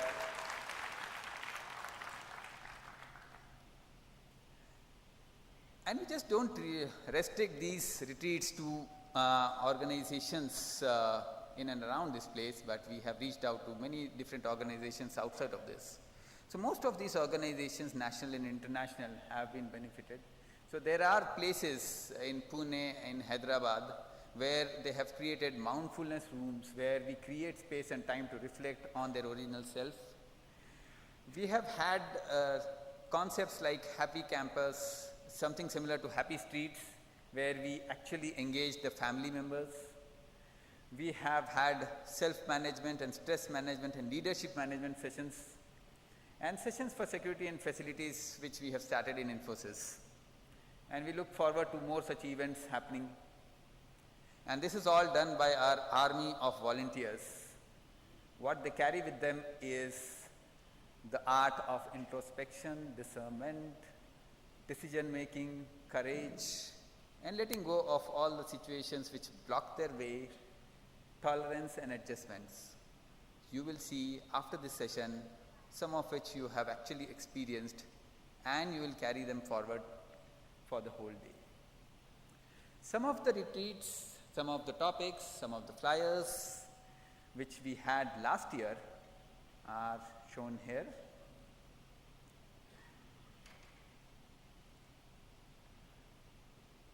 We had Aruna Ladva before Yogesh Sharda, who has become a popular figure for SIT retreats in Hyderabad.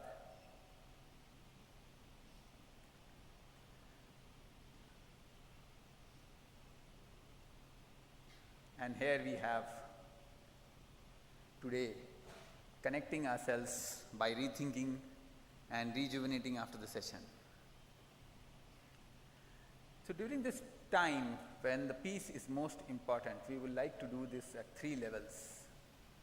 And to do this, we are dedicated to maintaining a natural, safe and silent environment, so that not just us, but our children enjoy the same resources and beauty that we have for generations. So let's partner with souls around the world and ensure that it is spread across the world. I thank you all for your patient listening and for spreading peace, and I enjoyed your silent conversations. Thank you.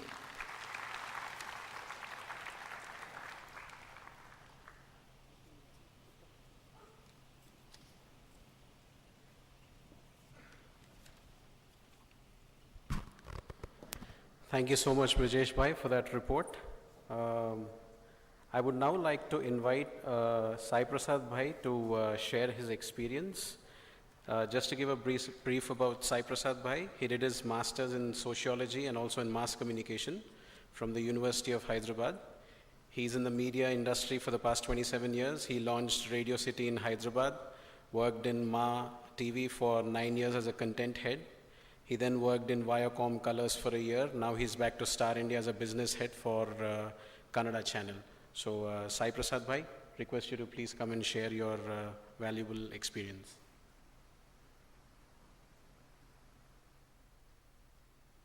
Thank you, Rishi Bhai. Baba says, कम बोलो, मीठे बोलो, प्यारे बोलो. So मैं बहुत कम बात करने की कोशिश करता हूँ. These days, we all hear some words very often. Words like connect, connectivity, recharge. They have become very common words that we use every single minute or every single hour. You know, we connect with people, we connect with the network, we connect with the celebrities, we connect with everything. Networking and all that is what we hear. But when I came into the Brahma Kumaris, these words became more meaningful because here is the place where I'm taught how to connect with the God. We always think God is a very abstract reality. But here in Brahma Kumaris, the most important thing that I learned is that you always have a relationship with the God. God is nobody but your father. The minute you have a relationship, then the whole complexion changes, how you interact with the God and what you understand. Not only about the concept of God, every single concept that we hear in life is made more meaningful and more experiential. For instance, when we talk about meditation, we hear meditation everywhere, as a fashion word. But actually, meditation here, it's a communication. It's not just silence. And what communication are we talking about? We are talking about a communication between us, the self, and the God. So to achieve that communication, we have to look inside. Looking inside is what is called as spirituality, nothing else. If the world has to be understood in two parameters, spirituality and otherwise, which is materialistic world, for us the materialistic world looks very big and the spiritual world looks very small because it's all inside. But actually it's the reverse.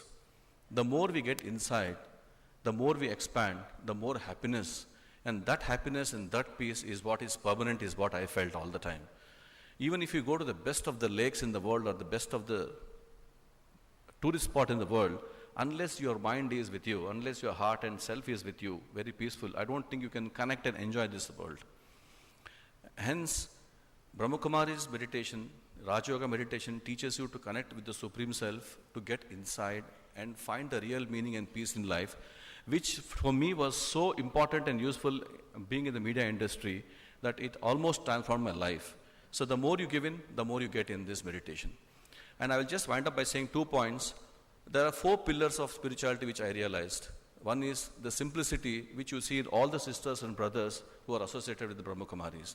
And the second is the humility. Unless you are humble, unless you surrender to the God and think that you are an instrument, I don't think one can be spiritual. And the third and the fourth pillars are, purity is a good concept because when you are pure in your thoughts, that means you cannot do anything wrong for anyone. Your intentions will become pure. And when you are truthful, you don't need to fear at all. You can just be yourself all the time, anywhere. You don't have to pretend anything. I felt these are the 4 pillars of spirituality which I learned in Brahma Kumaris. And one final point is that to get along in life, all of us pay a lot of attention to the health and mind. We read, we exercise, we do yoga and all that. But here is the place where we are taught how to give food to the soul. And the best way to give food to the soul, apart from the Raja Yoga meditation, is that we have Murli every day which is happening. For instance, I'll wind up by talking about 2 points in today's Murli, which is very, very important. One is Baba says that wasteful thoughts, vyarth ko, how you should overcome. That's so important. All of us, including me, spend 90% of the time hearing and talking wasteful things. And the second point is how to handle negativity. Again, it's become a fashion word, be positive, be positive. But here Baba and the sisters and the Raja Yoga meditation teaches us how to be positive. The best way to be positive, to beat the negativity, is to put a brake. We have traffic signals almost every hour, 12 times a day. So when the negativity is something, which goes like a flood, you cannot stop it, like in a traffic. The minute you have brake, you put a brake, you stop for a while, you pause for a while, then, you can come out of the negativity. So this pause, this silence is nothing but meditation. So I really wish whoever have not taken the 7-day course here, please benefit. This is a lottery. The very purpose that all of us are here today means that, we are blessed. So let's take this blessing much further and benefit. Thank you very much. Om Shanti.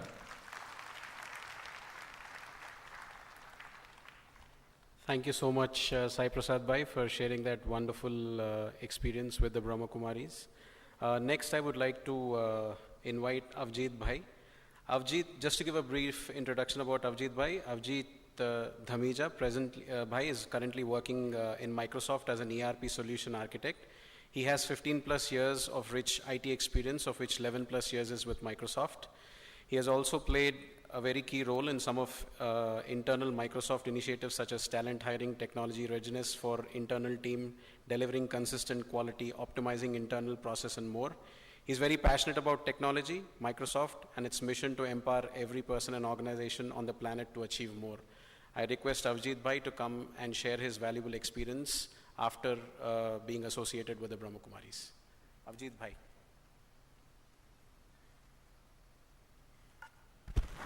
Thank you. Good afternoon, everyone. So I have been associated with Brahma Kumaris for more than 7 years now, and it have been, a very wonderful journey so far. I would share some of those experiences. The first thing I learned here is that, we have to keep looking at the gems around us. And when we say gems around us, it is the people, it is the situations, we have to make sure that we keep looking and we keep learning from the people and keep learning the qualities they have. And while I was doing this learning, I could see the difference that, I have started appreciating the people around me. I've also started to accept people how they are and what they are. And I've also started to, to enjoy and also accept what relationships has given us.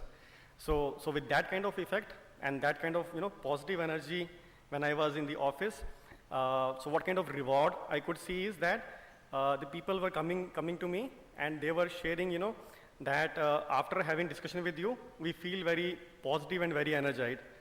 And also recently we just finished one project. It went on for 2 years, and I could see that people, the team members I worked with, they coming to me and telling me that we want to work with you again. So that was the biggest reward I think I could have got from in my life. So because in last 15 years of my career, I've never received such compliment. So this was the, the best reward or best compliment I think I could have got. So and next, it has also helped me in having the positive relationship with my family members. And the next one I would like to share is and the punchline I would say is, silence is golden. So the meditation we learn here and the silence we experience here, actually that gives wonderful results. So there are many times in my last 7 years of experience that I have been through many tough situations, and what I've seen is that whenever I do the meditation or whenever I sit in silence, I get a very brilliant and innovative ideas which I don't think I could have ever got.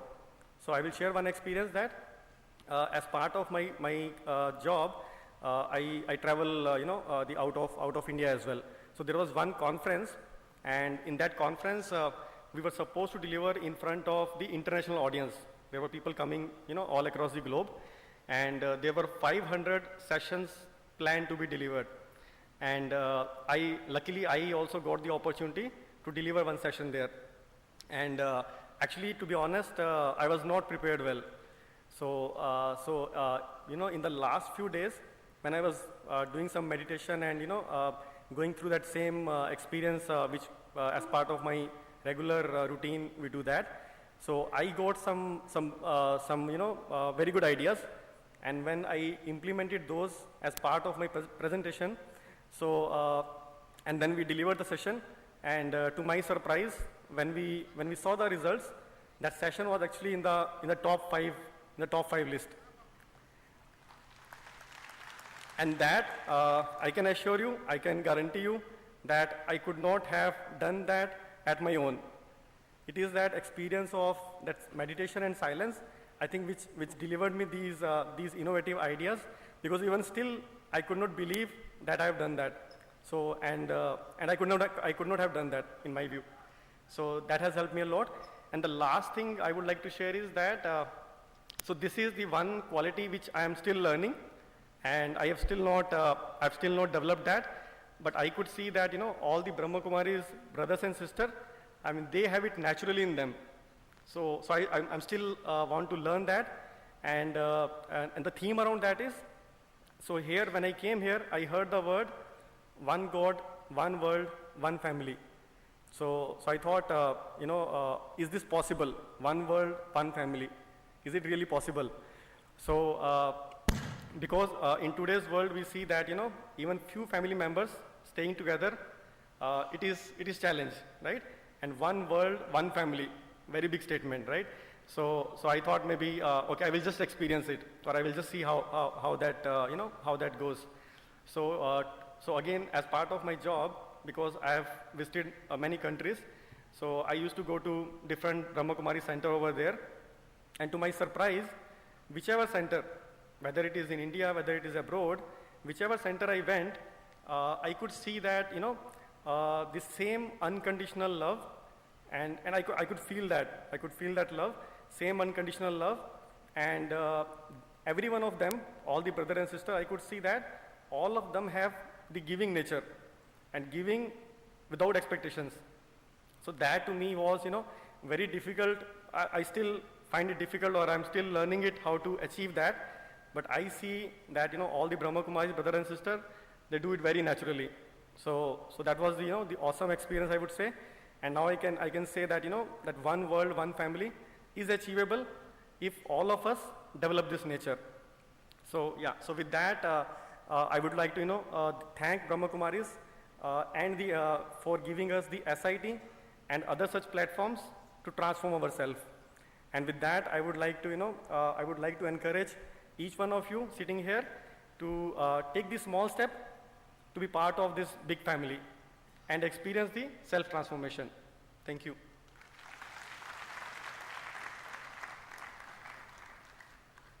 Thank you so much, brother, for those wonderful words and for sharing your experience.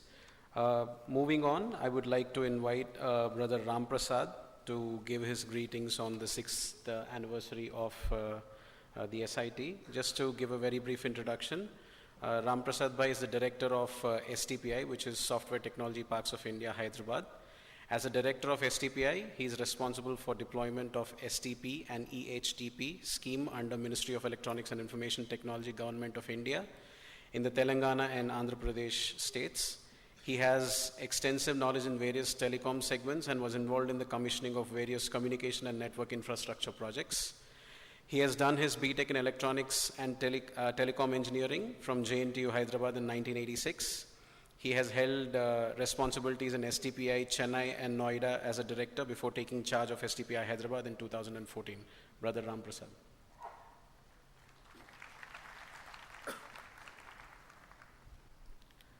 Respected Rajogini Kuldeep Didi, Yogesh Bhai, David Bhai, Mr. Srinivas, Mr. Raghu, and all delegates and brothers and sisters present here. It's a great honor and privilege for me and STPI to support this event for the last few years. And I'm really happy to see a lot of great experiences which delegates have shared here. And after listening to Yogesh Bhai and Didi, I think it is a wonderful and great experience for me, and a great learning from these programs being held at this organization. And personally, I feel that today's world, everybody needs, all sectors, and IT sector is no exception. People need to spare some time for themselves to realize the inner self, and so that they can give away better, to the community, to the family, and to the country, and in their day-to-day life. I think spirituality is plays a very important role, and one should know to unleash their potentials through spirituality. We all try to excel in ourselves and try to compete with the situations and the people around us, and probably that may not be wrong for the world, in the evolving world, but at the same time, it's important to know and to create a harmony between the people and see that the world should be a happy place to live. And I feel that spirituality brings people closer to the nature.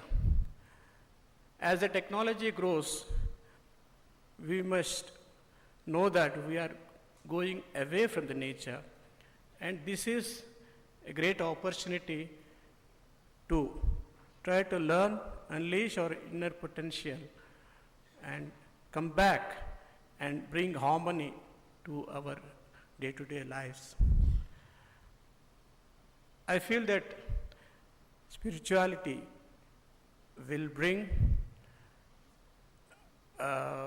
will not only unleash your potential, it will build, especially to IT sector, IT people. You will be more productive, you will be appreciating others, you will be a great team leader. At the same time, it helps growth of the individual as well as the organization. That way, I think really I appreciate the way it has been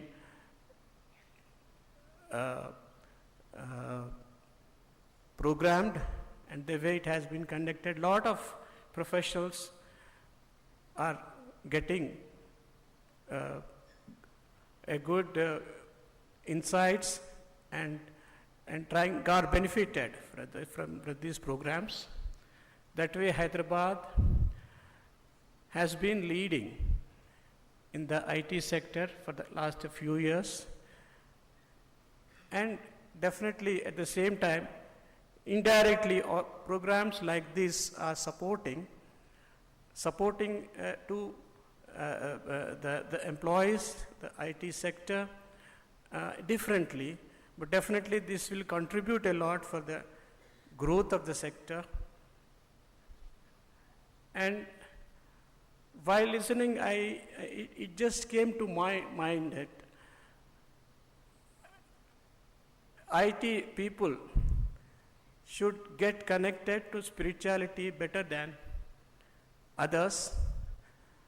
If you understand the communication, in data communication especially, which is my field, there are 7 layers in a computer, in a data communication setup, that is from physical layer to application layer. There are 7 layers.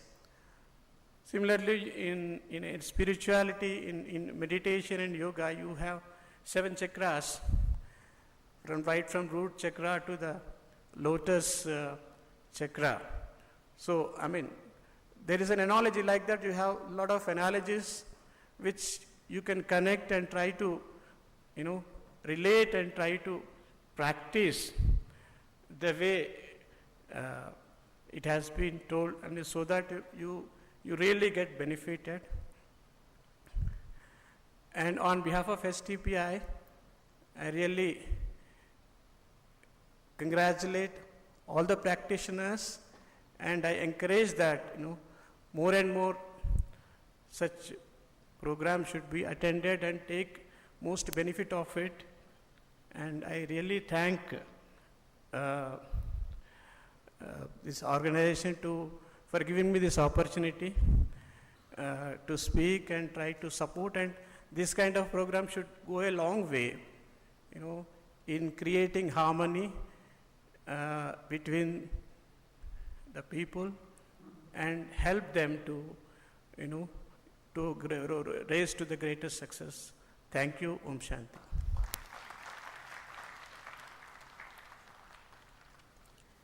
Thank you so much, brother, for those wonderful words. Next, I would like to invite Brother Srinivas Rao, who's the COO of HYSIA. Brother Srinivas Rao is a 3-decade IT industry veteran. The last decade was spent in business leadership roles, managing large P&L verticals and incubating internal startups in newer technologies such as IoT and advanced analytics. In his current role as a CEO of HYSIA, which is a non-profit organization of IT organizations in Telangana, he is responsible for running the association's operations and helping to realize the association's vision of positioning Hyderabad as a leading intellectual capital of the world by nurturing entrepreneurship, research and innovation to achieve global excellence in IT products and services. Srinivas, please.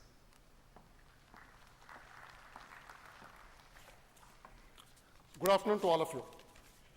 So I firstly want to congratulate the IT wing of Brahma Kumaris on this great occasion of the 6th anniversary of the SIT. You know, these kind of journeys are not easy. The fact that it's celebrating 6th year is something that we all should be very proud of. So big hand. And I'm personally very proud that HYSIA has been a part, and I'm also very happy in this journey.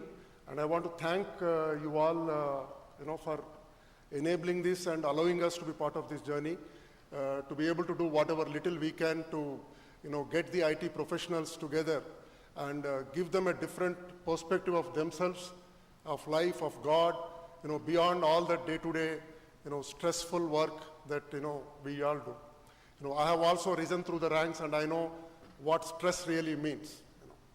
To be very honest, am I a very spiritual person? I am not. But if I were to go by the morning experience, what Brother Yogesh has given, I would love to come back and have that same experience again and again. I want to thank you for that. And I think that's exactly what most of us need, to detach ourselves, and reconnect internally. It doesn't have to be like a very a mechanical thing. It should become a part and parcel of our life. And I think then the results, I'm very confident, will be phenomenally different. IT industry, as most of you are aware, in India is about a $160 billion industry. It contributes 8% to the GDP. 6 years ago, when this journey started, this industry probably was still a very happy industry. It was growing. There was only happiness for the owners of the companies. There was only happiness for the employees. We didn't so much hear the word stress. But regretfully, today, the one word we hear more often when one talks about this industry is low growth rates, employee morale shrinking, day-to-day stress, and so much so that in our upcoming annual Human Resources Summit, we have included a full 1 hour on the topic of wellness. Wellness, psychological wellness, and physical wellness. Okay. It's becoming very important. My belief is human body and human mind can take stress. I think my son is a doctor. He keeps telling me, Dad, yes, they can take stress. Okay. They're designed to take stress. But at what level? You want to increase the level of the stress a body can take, like he gave the example in the morning of obstacles that army men and sports people go through. If you have watched the movie Bhag Milkha Bhag, you see the kind of obstacles slowly one overcomes, an athlete, right? So the body is getting trained there. Same way my belief is human mind, especially an IT professional's mind, can take more stress, especially in these stressful days when the industry is going through a lot of changes, only when one trains the mind. I'm not a spiritual guru to preach, but having seen this journey, having risen through the ranks, I've been a programmer, an analyst, a project leader. I worked with customers in all the continents in this world. I've been through very stressful situations. We all can handle stress, but to handle stress combined with uncertainty, fear, these are very difficult situations. I think this is what people should train their minds to. And this is what can be overcome only if you proactively do some things in your life. You prepare for the change, you accept that constant learning is important, and you accept that you are able to enjoy that constant learning. The day you stop enjoying that constant learning of whether it's a new technology, a new leadership technique, a new language, maybe then that's time to do something else that gives you happiness. Okay. So one way I see is that constant being proactive, enjoy what you do, learn continuously is one way to manage stress and be happy. But maybe that's not enough. The other way where really immense help can be obtained is from practices like this. It doesn't have to be that once in 6 months or once in a year you come here and you go back with a very great feeling. It should be, it'll be more helpful if this can be made part and parcel of the daily life. And if you can connect with, I think we connect with so many people so well, right? But like what I liked immensely was we failed to connect with ourselves. And we worry about so many things. We don't worry about ourselves. Right? Who am I? What am I thinking? Where will I go? We worry about our children. We worry about their LKG seats, UKG seats, the fee, all the way up to whether the guy will become an engineer, whether the daughter will become a doctor or not, and then after that whether we'll get a right bride, right groom. I think at some point of time, I saw another thing on the presentation was let go. Let go and focus on yourself, then you can play your other roles. We also heard the identities by the Yogesh. If you focus on yourself, maybe very likely that you can play your other roles far better. But if you only focus on your other roles, you will never be yourself. I think that happened to me. It continues to happen. It will be very wrong to say that we've all reached that perfection. I think, good luck.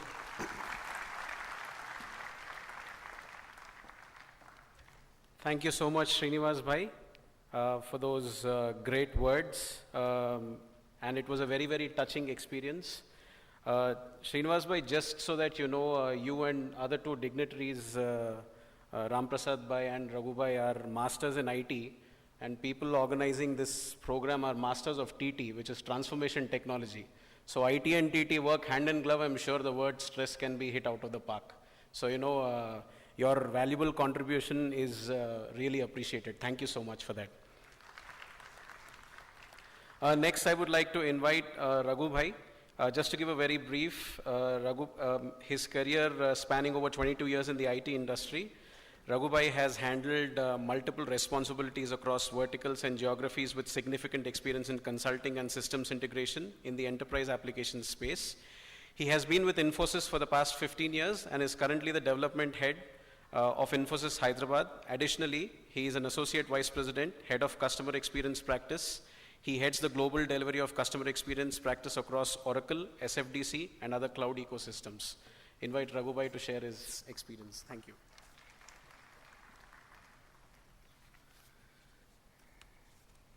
Respected dignitaries on the stage, brothers and sisters, a very good afternoon to all of you.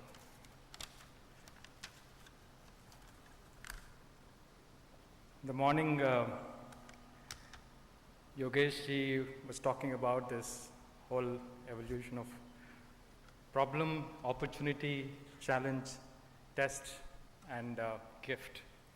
I could relate very much to that because 2 days back, Brijesh came to me and said, I want you to speak here at this event. So that was a big problem for me. It was a challenge because I spoke in a lot of forums, but I've never spoken in a spiritual forum like this. But I took this as an opportunity to present a techie's perspective and also an opportunity to learn from the speakers here. And having heard Yogesh ji and the soul-stirring music in the morning and the speakers here, it's turning out to be a rather beautiful gift so far. So thank you. So just to give you a perspective from a technology, right, I think we are in a very interesting and a very defining moment in the history of mankind. We are in the midst of this massive transformation. It's an ever-increasing wave of digitization that we are seeing across our life, our business, our world. And if you think we've seen it all, John Chambers of Cisco is predicting that the technology disruption today, it'll have an impact of 10 times greater than the cumulative impact the world has seen from the internet so far. And that's huge. We're all connected. We keep talking about reconnecting. We're all connected. We're connected as consumers, as businesses, as a part of this large and digital ecosystem, which is continuously evolving, but still in the adolescent stage. We're so heavily connected that we download about 100 billion apps. Every single day we upload about 2 billion photographs every single day. The Moore's law continues to be valid. The technology, the processing speed going faster and faster, giving way to new technologies like artificial intelligence, mixed reality, quantum computing. There's so much change that's happening in the industry. And more importantly, the speed of change, more than the change, the speed of change is so very insignificant, something that mankind has never seen before. The clock speed, in a way, is moving from a linear scale to an exponential scale. Just to look at the time taken for companies and organizations to reach to 50 million users, right? Facebook, for example, took about 3 years to reach 50 million users. WhatsApp took just 15 months. And a very small gaming app called Angry Birds took 15 days to reach 50 million users. So closer to home, our Reliance Jio took less than 6 months to reach about 100 million users. So there's massive change all around, and that's causing a lot of serious repercussions as well. It's throwing a lot of challenges. This whole new connectedness has its own unhealthy consequences. We're suffering from information obesity, if I can call it, and more importantly, we're becoming more addictive as well. We're looking for even more information, more choice, more personalizations, more platforms, more products. So the question then arises as to how we as an individual are equipped to take on these new challenges, this new onslaught of change that is in front of us. How can we function in a hyper-connected digital world and ensure that we do not lose that connection to our own self? The answers to these questions can be found in the world's most ancient technologies, which is yoga and meditation. Across cultures and communities, people are increasingly taking to yoga to redefine their lives, to find oneness between their inner self and outward world, between their existence and their environment. Yoga and meditation, I believe, bring a lot of hope and self-confidence to people who are stuck in their materialistic life. It teaches us to live reasonably and avoid uselessly squandering our energies. It shows us how to exercise self-control and, more importantly, preserve positive attitudes in our life. And it is in this way that yoga leads us towards universal love and brotherhood. And anyone who practices any form of yoga on a regular basis knows the results go beyond physical health or flexibility. It brings peace and understanding to our mind. It can teach us how to cope with the daily stress and anxiety while learning how to find an overall peace within oneself. We at Infosys doing our own bit to promote this yoga and meditation. Our yoga and meditation club, which we call as Antarman, is very active in the campus. Its mission is to empower individuals to create space and time for themselves. The club conducts weekly meditation sessions, and it's open for all employees, and we also conduct special events. Some of the flagship programs like Mind and Body, Fit and Fine has helped create a peaceful, healthy, stress-free work environment, and also which is leading to increased productivity for us. And we've seen employees could overcome some of their personal and official problems through this journey in a very short span. And they've observed their change in attitude, and they are more aware of themselves. I believe the aim of this seminar is to help young leaders develop their inner capacity to make value-based choices and decisions to lead to a more positive and constructive action for their societies and the world. And it takes rare courage and inspiration to recognize these uncertain times as a gift, as an opportunity for us to reevaluate purpose and choice and discover the inner power that can become a moving force for the self. Hope we all take advantage of this time today, relax our minds, take a step back, rethink, reconnect with that within which is always there, always positive, and always filled with fresh energy and rejuvenate themselves. Thank you.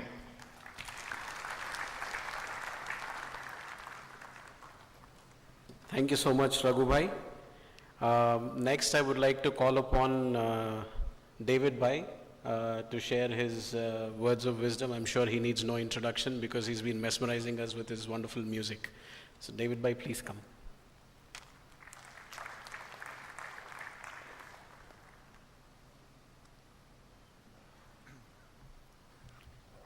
Thank you for this opportunity.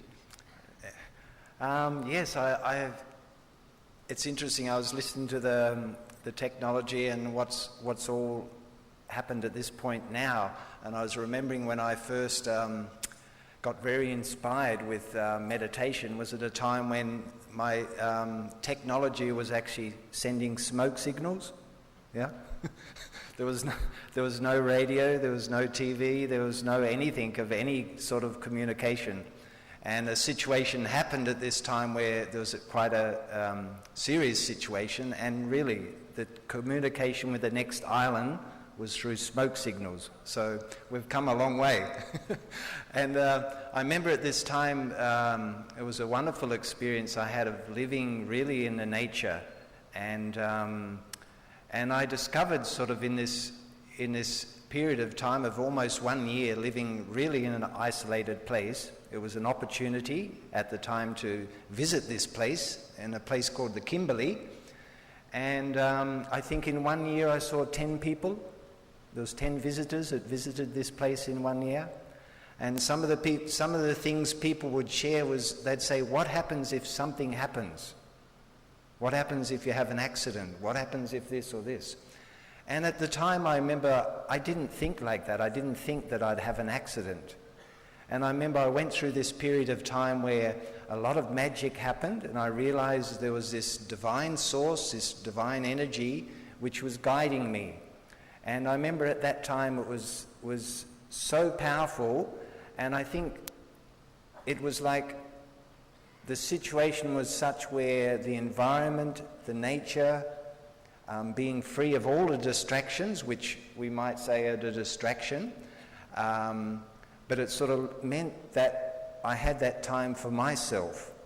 And I really had the experience of coming back to a space of whatever I needed, even with food-wise, was provided to me, as long as I took just what I needed. And I went through a lot of experience there of even if I had more than what I needed, I'd get some sort of indication that this was outside this natural law. And I felt this natural law was like whatever I needed would be provided as long as I had what I needed. And I felt this truth was within this silent space. And this experience went on for some months, and after probably about 8 months or so, I thought, this is great, but how to have this same state of mind or same state of being amongst people? And that sort of was the challenge. I come back into the village. I remember this village was about 4,000 people in this village, and then I lived outside this village about another 15 kilometers. Once a week I used to come into the village and I used to get supplies, food supplies. And in that period of time, people would just gift me these musical instruments. And like Rishi, they give me introduction before of maybe 50 instruments or more that people have gifted.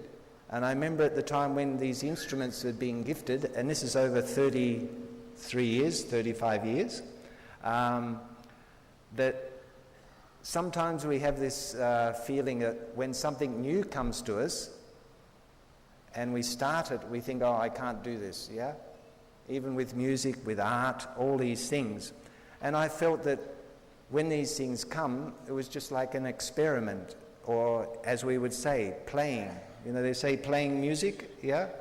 So if we're in that space and we're just playing, we rediscover things. And all this journey for me has been like this thing of whatever comes to sort of to embark on it, and almost like you're getting the feeling or the guidance from that source of how to actually use that, or how to use that in a worthwhile way. And I feel these things of art and music have really been this like a godly gift. So it's like it comes from that source, and of course then to share that, to also experience this divine space in silence. So that was a wonderful experience, and thank you for the opportunity of being here for this thing. Thank you. Om Shanti. Thank you so much, David Bhai. I would like to invite the speaker for today, Yogesh Bhai, to deliver a keynote and then probably end it with a few minutes of meditation. Yogesh Bhai.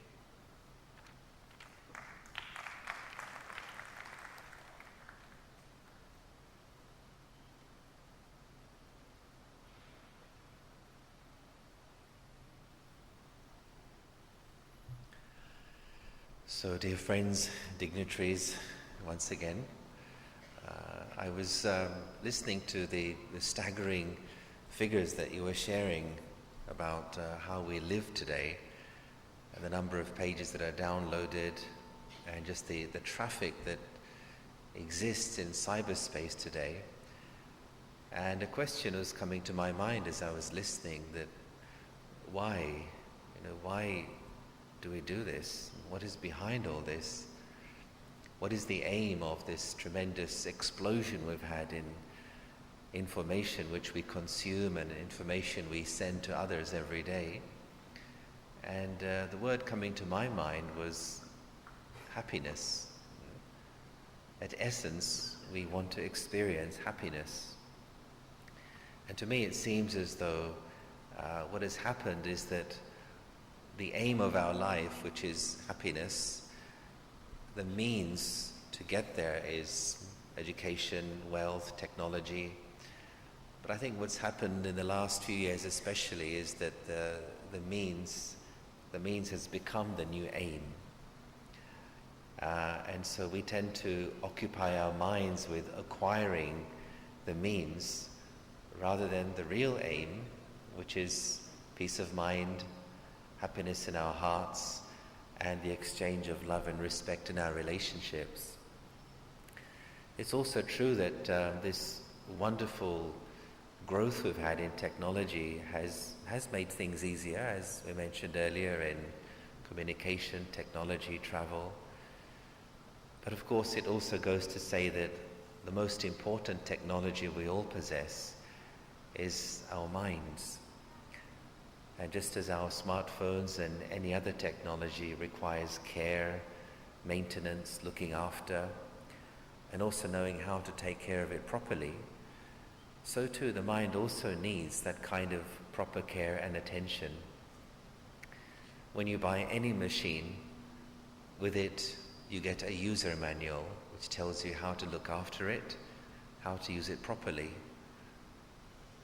And the question arises, where is the user manual for the mind? How are we supposed to use this thing properly in daily life? How much are we supposed to think?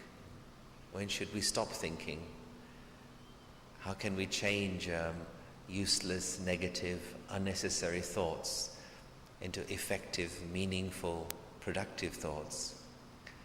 And I think this is for me what spirituality is all about. It's a return to looking after number one. And if I look after number one well, then I'm able to offer the best of me to everybody else around me. I was also reflecting on the phrase, a spiritual person. And I was thinking, what does that really mean? That am I a person trying to be spiritual? Or actually, am I a spirit who's having a person experience? And again, this brings us back to looking at the question, who am I? How do I see myself? How do I define myself? Some of you may have come across this phrase, we are not physical beings having a spiritual experience, but we are spiritual beings having a physical experience here in this world. And I would like to add that in terms of maintaining our peace of mind throughout the day, And especially in the IT world, where your minds are occupied with a lot of information and the push to continue to develop new technologies, I think it's important to create a balance between two things, and that's the balance of being and doing. It's not a question of only being, it's not a question of only doing, but start the day with being. Start the day with visiting the peace inside, and then get busy doing what you need to do. But then when you find a moment in the day, take a moment to return back to being. Recharge the soul battery for 3 minutes, 4 minutes, then come back into doing again. And when you get another free moment, go back to being. So this being, doing, be, do, be, do, be, do, be, do, be, do, be, do. And if you can remember that, moving from being to doing, I think being-based doing makes our doing effective, meaningful, and productive. When the being is lost, when the being is at stress, when the being lacks peace, we make mistakes in the doing. And when we make mistakes, we have to spend time and energy and possibly money to repair that doing. And perhaps the biggest mistakes we make are mistakes in relationships, where we misunderstand another person. What I have found a lot in big cities, and I live in one of the biggest ones, Istanbul, with 15 million people, is people's minds are so occupied with what they need to be doing next. And so a typical conversation between two people is one person is saying one thing, the second one listens to the first few words, then the rest of the time, whilst the first one is speaking, the other is planning what I should say back.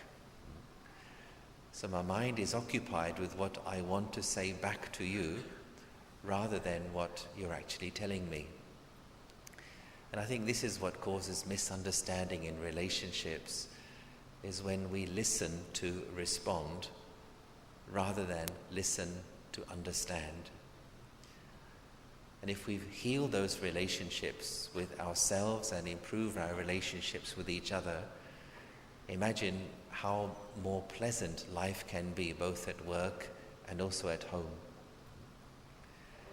One more point I'd like to mention just before we come to a meditation is 3 questions which have been very important for me and have been like a compass which have helped me to refocus myself whenever I felt a bit disorientated.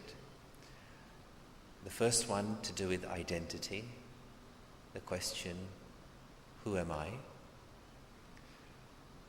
The second one is to do with my sense of direction in life.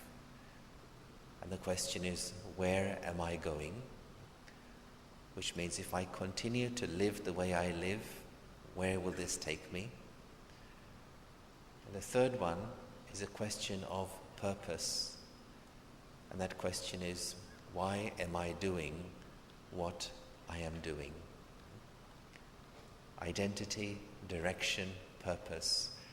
Whenever we find ourselves in some kind of mental or emotional storm, or whenever we may find ourselves a bit lost or disorientated, these 3 questions help us to refocus once again and to move our life in the direction in which we want to go. I've been asked to close with a short meditation. And so again, I'd ask you, if you'd like to join me, just to sit with your back straight, if you would, and your feet on the floor. Your hands can just rest gently on your legs. And we've looked so far at the journey of connecting with my own self. We've practiced experiencing meditation and connecting with the self.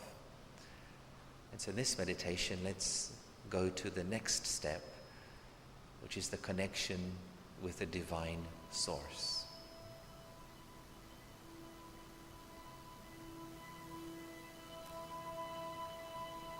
So as always,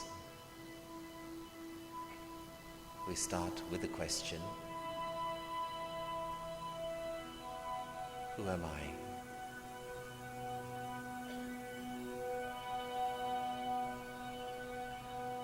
I know there is more to me than what I see in the mirror. I know there is more to me than my roles, my labels.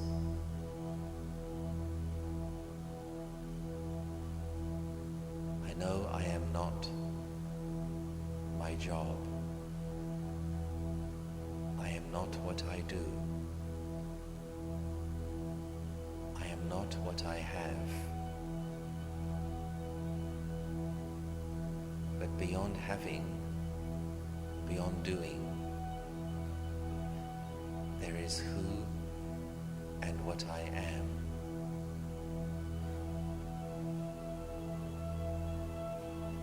And so let me bring my attention up towards that divine space in the center of my forehead.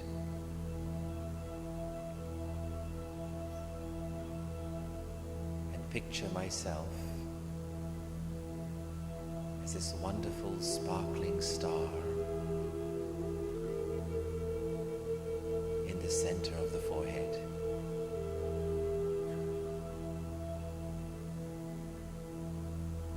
Picture this beautiful star of peaceful energy in the center of your forehead.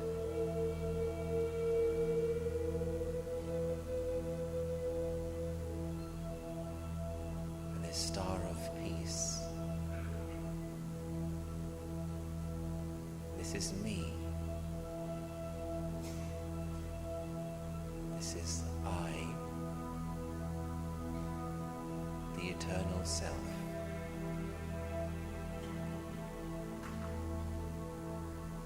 This is I,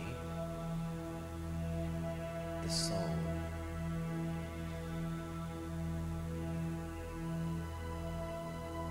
I am this living point of spiritual energy.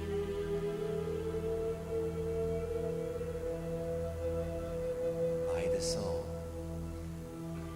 I sit in the center of the forehead, and from here I operate this amazing body machine.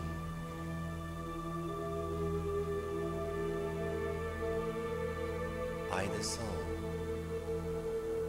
I am eternal. I can never die.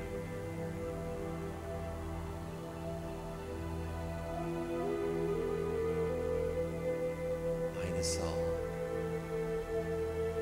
I have an eternal connection with the Supreme Soul, the one who has been called by 1,000 names over many, many centuries. The one who is the ocean of peace, the ocean of love, the ocean of joy.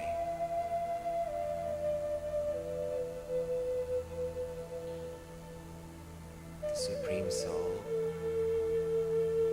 the fountain of truth, is my true friend, my mother, my father, my friend.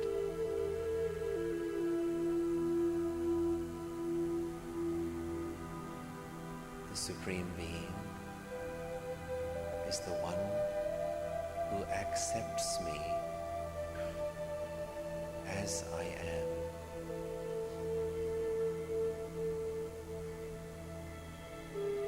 This is the one who does not see my weakness.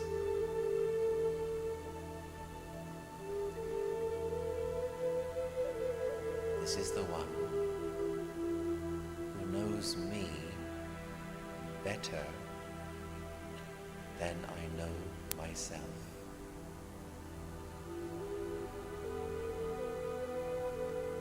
This is the one who says, let me carry your burden. Let me be with you. Let me be your invisible companion.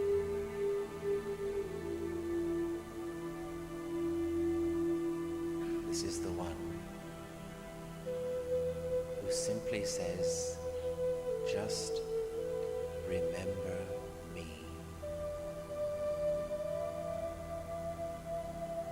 This is all I ask. Simply to remember this divine friend, the Supreme Being,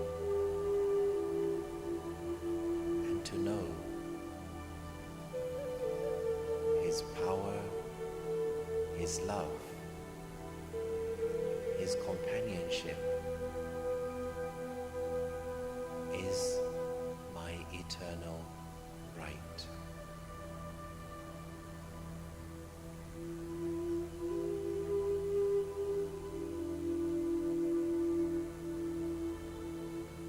Let me live in this awareness.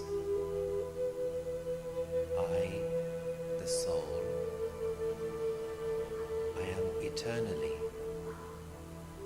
a child of the Supreme Soul.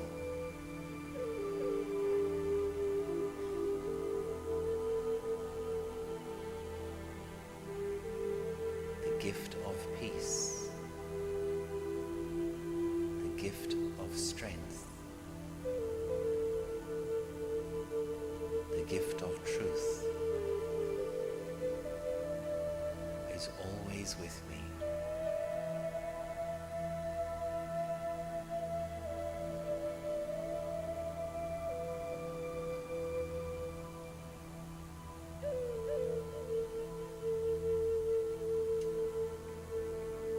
At any moment, all I have to do is just remember who I am and whose child I am. This is the key to open all the treasures of the soul, to fill my heart and to empower my spirit.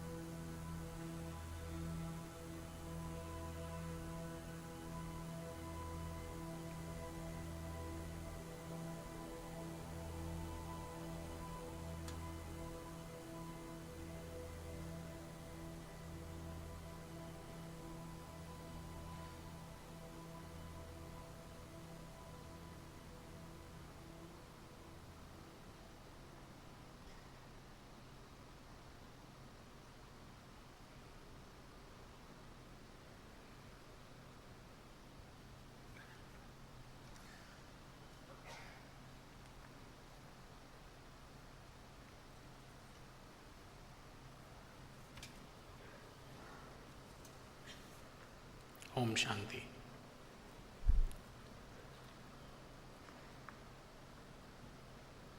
I know with that magical experience, all of us have been transported to a whole new world, but with some fantastic commentary and live meditation in the background by David Bhai. Thank you so much, brothers, for giving that wonderful journey. To move ahead in the program, it is almost customary to celebrate any anniversary celebrations by cutting a cake. So I request the volunteers to bring the cake onto the stage and request the dignitaries on the dais to cut the cake on the occasion of the 6th anniversary.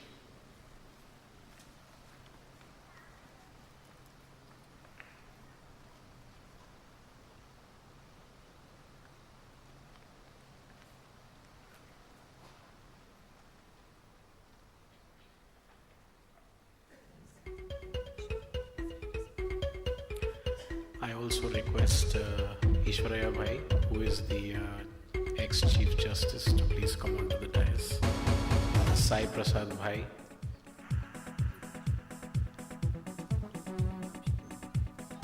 Brijesh Bhai, Vamsi Bhai, Bose Bhai, to please come onto the dais. And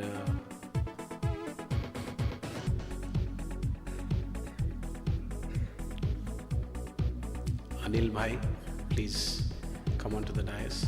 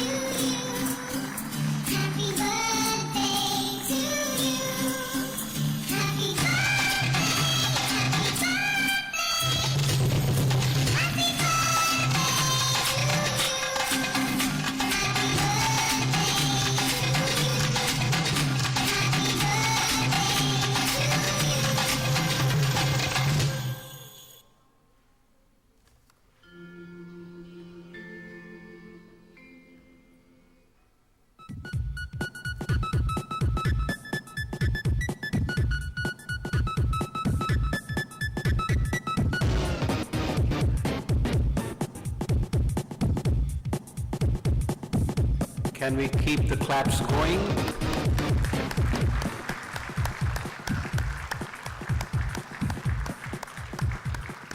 Thank you.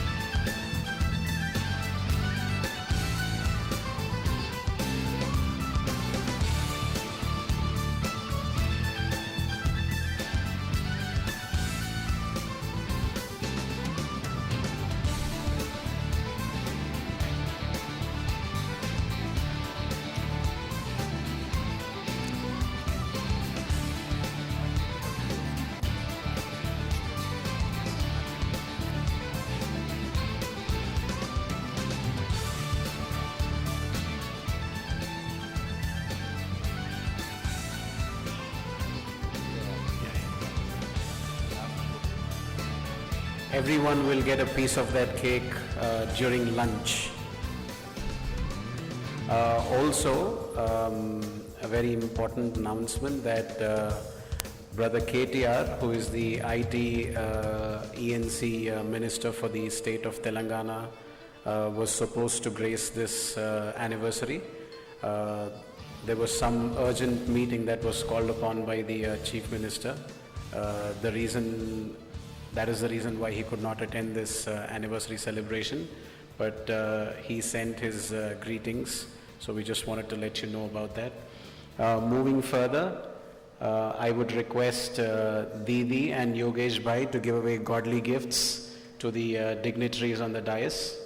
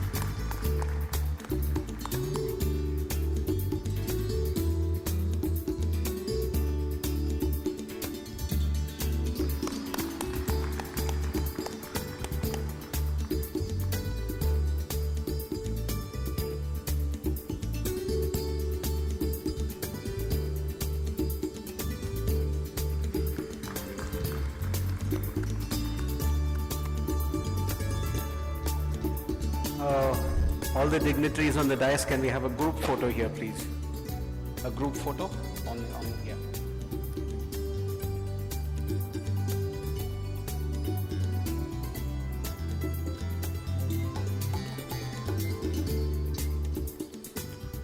Can I also request the core IT team for the photo session?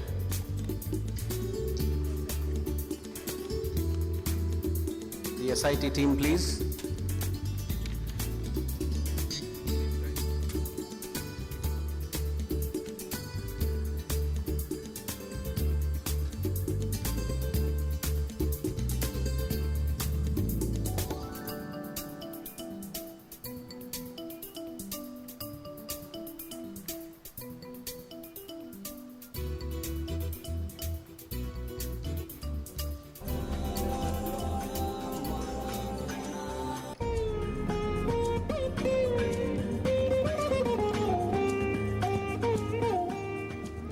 Thank you so much for attending this program and for gracing us with your presence. Thank you so much for all the audience for taking out your valuable time and giving time for yourself to attend this session. It's been the mark of another very, very successful year for the SIT. So one huge round of applause.